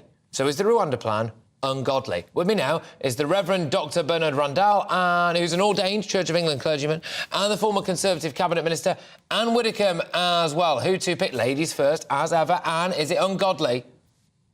Certainly not. What is ungodly is the human trafficking that is going on, which is, of course, encouraged by the small boats. And secondly, what is ungodly is people risking their lives at sea. And what should be happening is a very firm deterrent policy so that those two things do not happen. And you can't do that just by being kind and welcoming. You can only do it by being kind and welcoming to those who are genuine refugees and being very firm and refusing the applications of those who are not. And if the deterrence means sending people to Rwanda, or the deterrence means housing people in secure reception centres, then that is what we must do, because in the end, that is going to have a godly outcome. OK, I'm going to bring in the Reverend Dr. Bernard Rundle now, an ordained Church of England clergyman. As far as I could tell, Justin Welby is proposing a solution that allows everyone into this country and also simultaneously sorts all of the world's problems out. Is that right? I mean, is that the godly approach? Well, if that were true, that it sorted all the world's problems, then of course it would be godly. But it doesn't seem to me that what Justin Welby has in mind achieves that. So I'm going to say I disagree with the Archbishop with respect to him. I don't know every last detail of the Rwanda plan, but it seems to me better than doing absolutely nothing at all, as far as I can see. Some kind of deterrence should be in place. Whether this is the right one, that's above my pay grade, as it were. But I would dispute the idea that it is ungodly to try to resist false immigration, if only because actually the countries these people are coming from need their brightest and best and most able people to develop themselves. We're stealing their people, and that can't be godly. That's a great argument. The brain drain coming into this country is bad for, the people of whatever countries in the Middle East or whatever who need neurosurgeons, who need all of these people. And I'll bring you back in now. What Justin Welby has allowed to happen is for certain elements of the Labour Party and the Lib Dems to say that they now have God on their side because they are standing with Justin Welby and opposing Suella Braverman. Is Justin Welby maybe actually falsely using God here, or is that too far? I think he's not deliberately doing that. He is, after all, an archbishop. But I think he's let his arguments run away with him completely. He's not really thinking what he's saying. I don't believe that the Labour Party or the Lib Dems would claim God to be on their side because they don't really like God used. Do you remember Alistair Campbell? We don't do God, he said. So I doubt very much if they'll claim God is on their side. But it does have a psychological effect on kindly souls listening in the country. And I think the opposite case needs to be made very robustly. If you don't deter it, you're going to get a massive humanitarian problem. Well, you are. I mean, he alluded to it himself. He said by 2050 there's going to be about 800 million refugees. And I do think Britain might sink at some point, if indeed they all did come over here. Reverend, can I bring you back in now? Should the Archbishop be sticking to his day job and trying to get more bums on seats in churches and trying to get the Christian message out there in communities? Does he risk pushing some very well-meaning people away from the church in this? Because not everyone's opposed to the Rwanda plan. Indeed, and I think he needs to be really careful not to be party political. But I think Christianity is political in the sense that Christians say Jesus is Lord, God's law is over everything, and we saw that in the coronation service, the importance of God's law. So his day job is to remind us of God's law, but actually we need to start in our own hearts first of all, and then extend that around our families, our communities, and wider. So I think he's just starting at the wrong end of the discussion, and I think probably this intervention is not the right thing. So yes, his day job is to talk about everything being under God, but let's start with people's hearts and the repentance that we're all called to as sort of the basic thing. Now, that's the first thing Jesus said in the gospel was repent. Once we've done that, then yes, we can look at immigration, perhaps. Look, both of you, can I just say how much I've thoroughly enjoyed this conversation? Thank you very, very much. And I hope to speak to you both again very, very soon. That is the Reverend Dr. Bernard Rundle there, who's an ordained Church of England clergyman, and the former Conservative Cabinet Minister Anne Widdecombe as well. Look, great stuff, that. Fantastic views there from different angles on this whole Welby debate, isn't there? I want to hear from you as well. I'll squeeze in a couple of views before the end of this show, I promise. GBviews at gbnews.uk. Get them coming in. But I want to talk about this as well. Robert De Niro has become a father again at the age of 79. Is he too old to be a dad? Is it unfair on the kids? Patrick Christys on GB News, Britain's news channel.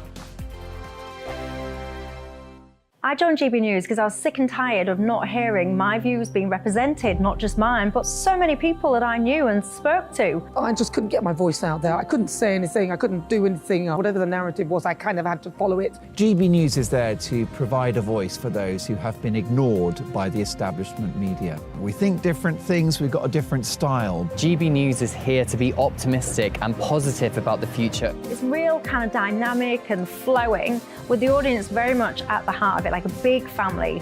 Here at GB News, we talk about the things that matter to you. Hearing the voices from right across our towns and cities, especially our towns. All sides of the argument represented with a heavy dose of opinion.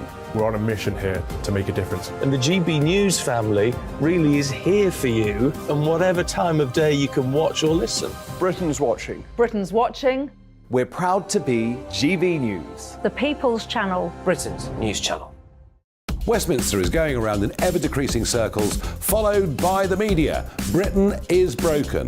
How on earth did we get into this mess? But more importantly, how do we get out of it? Join me at 7 p.m, Mondays to Thursdays on Farage, here on GB News. We will have open, rational debate. We've got to work out how Britain moves forward from this. Join us here on GB News, the People's Channel. Britain is watching.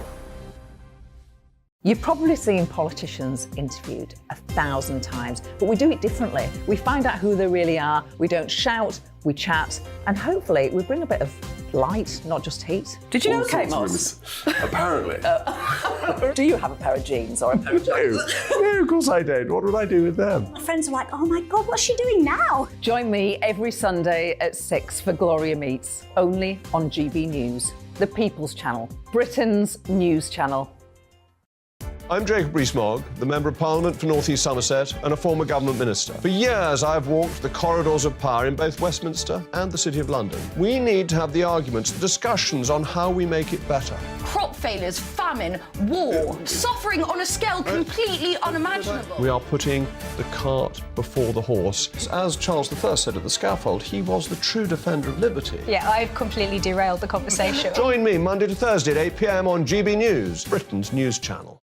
New to GB News is the Saturday 5. Join us every Saturday from 8 p.m.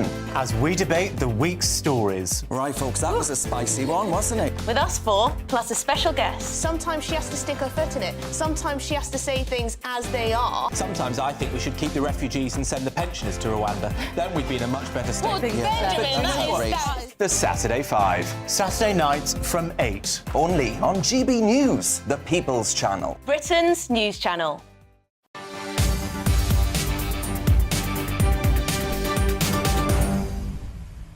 Right, here's a question for you. Can you be too old to become a dad? Rod Stewart's 8th child was born when he was 66.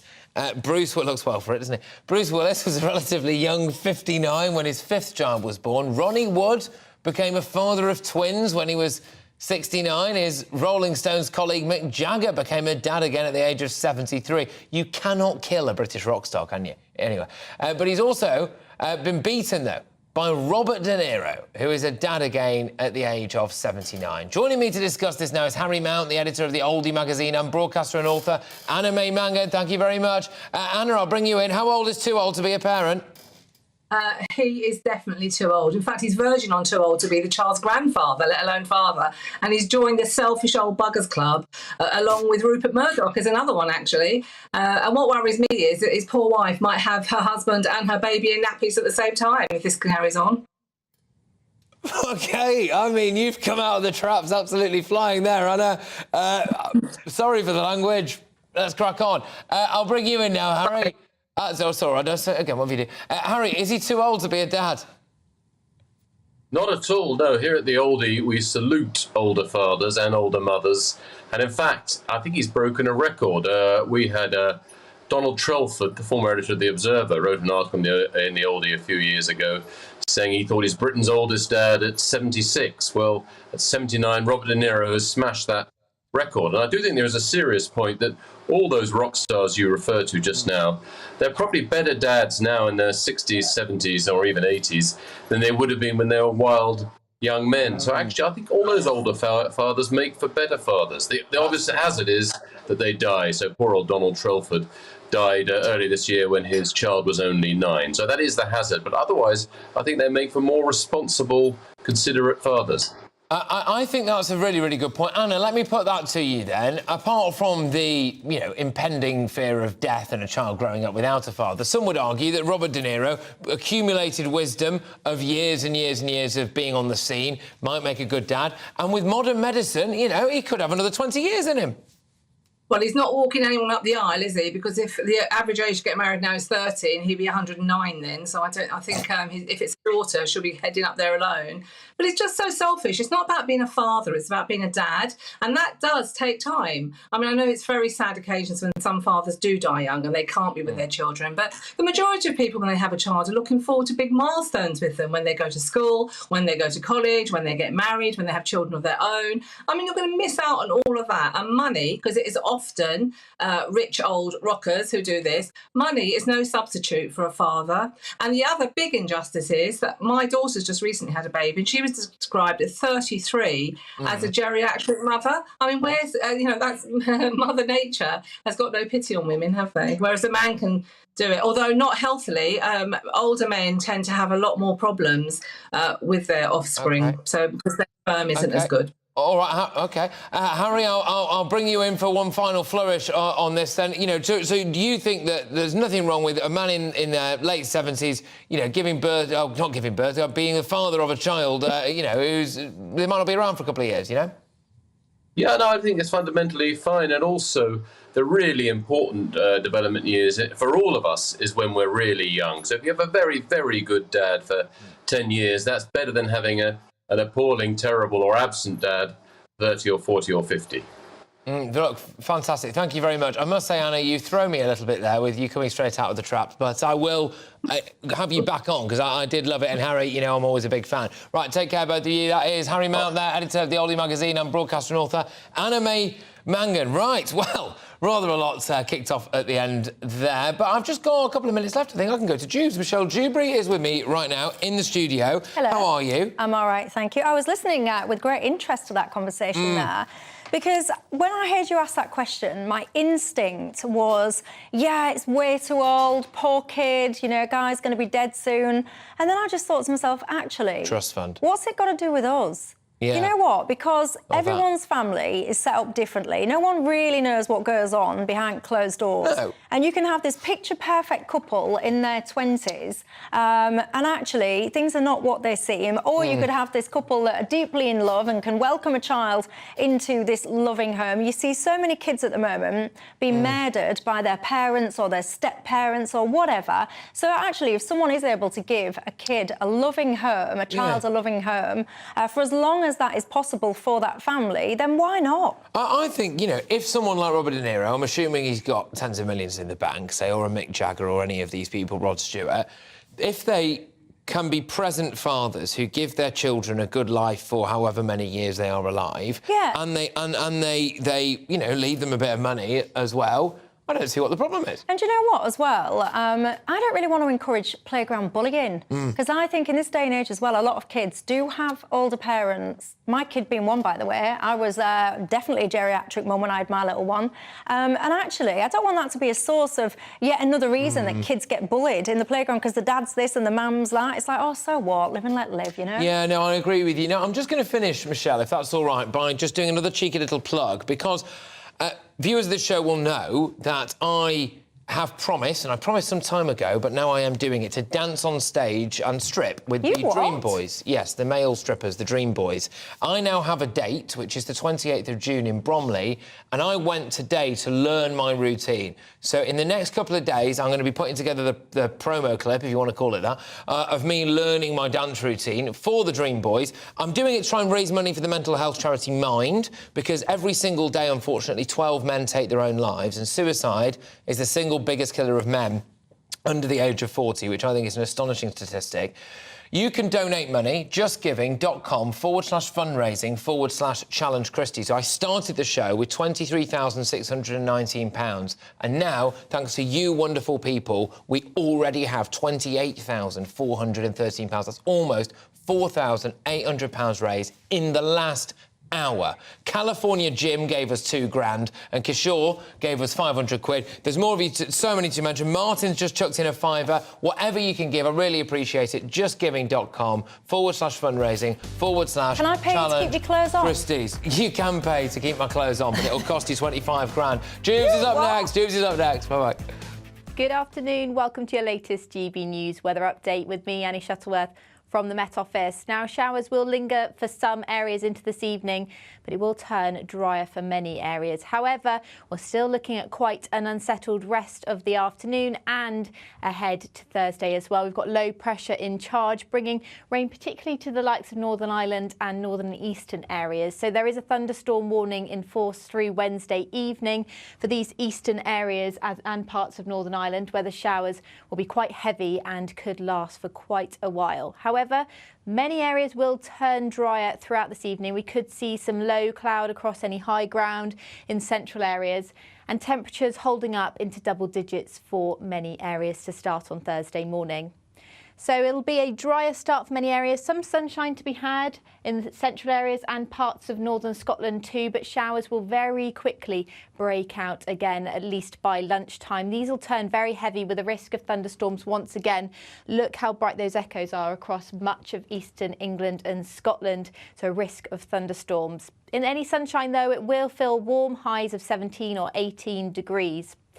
Then through Thursday evening, showers will linger all the way through into the evening, but once again it does turn a little bit drier. And this time we start to see our winds turn to more of an easterly, and that's going to drag in some low cloud overnight on Thursday night. So quite a misty night across the country on Friday night, and on Thursday night, by the time we get to Friday morning, temperatures again around average for the time of year by Friday morning. So a bit of a misty, murky start out there. Some sunshine across the west first thing, and that sunshine will become a little bit more widespread through Friday and as we head into the weekend. So the best of the sunshine in the west on Friday and Saturday, and then in the east on Sunday. I'll see you later.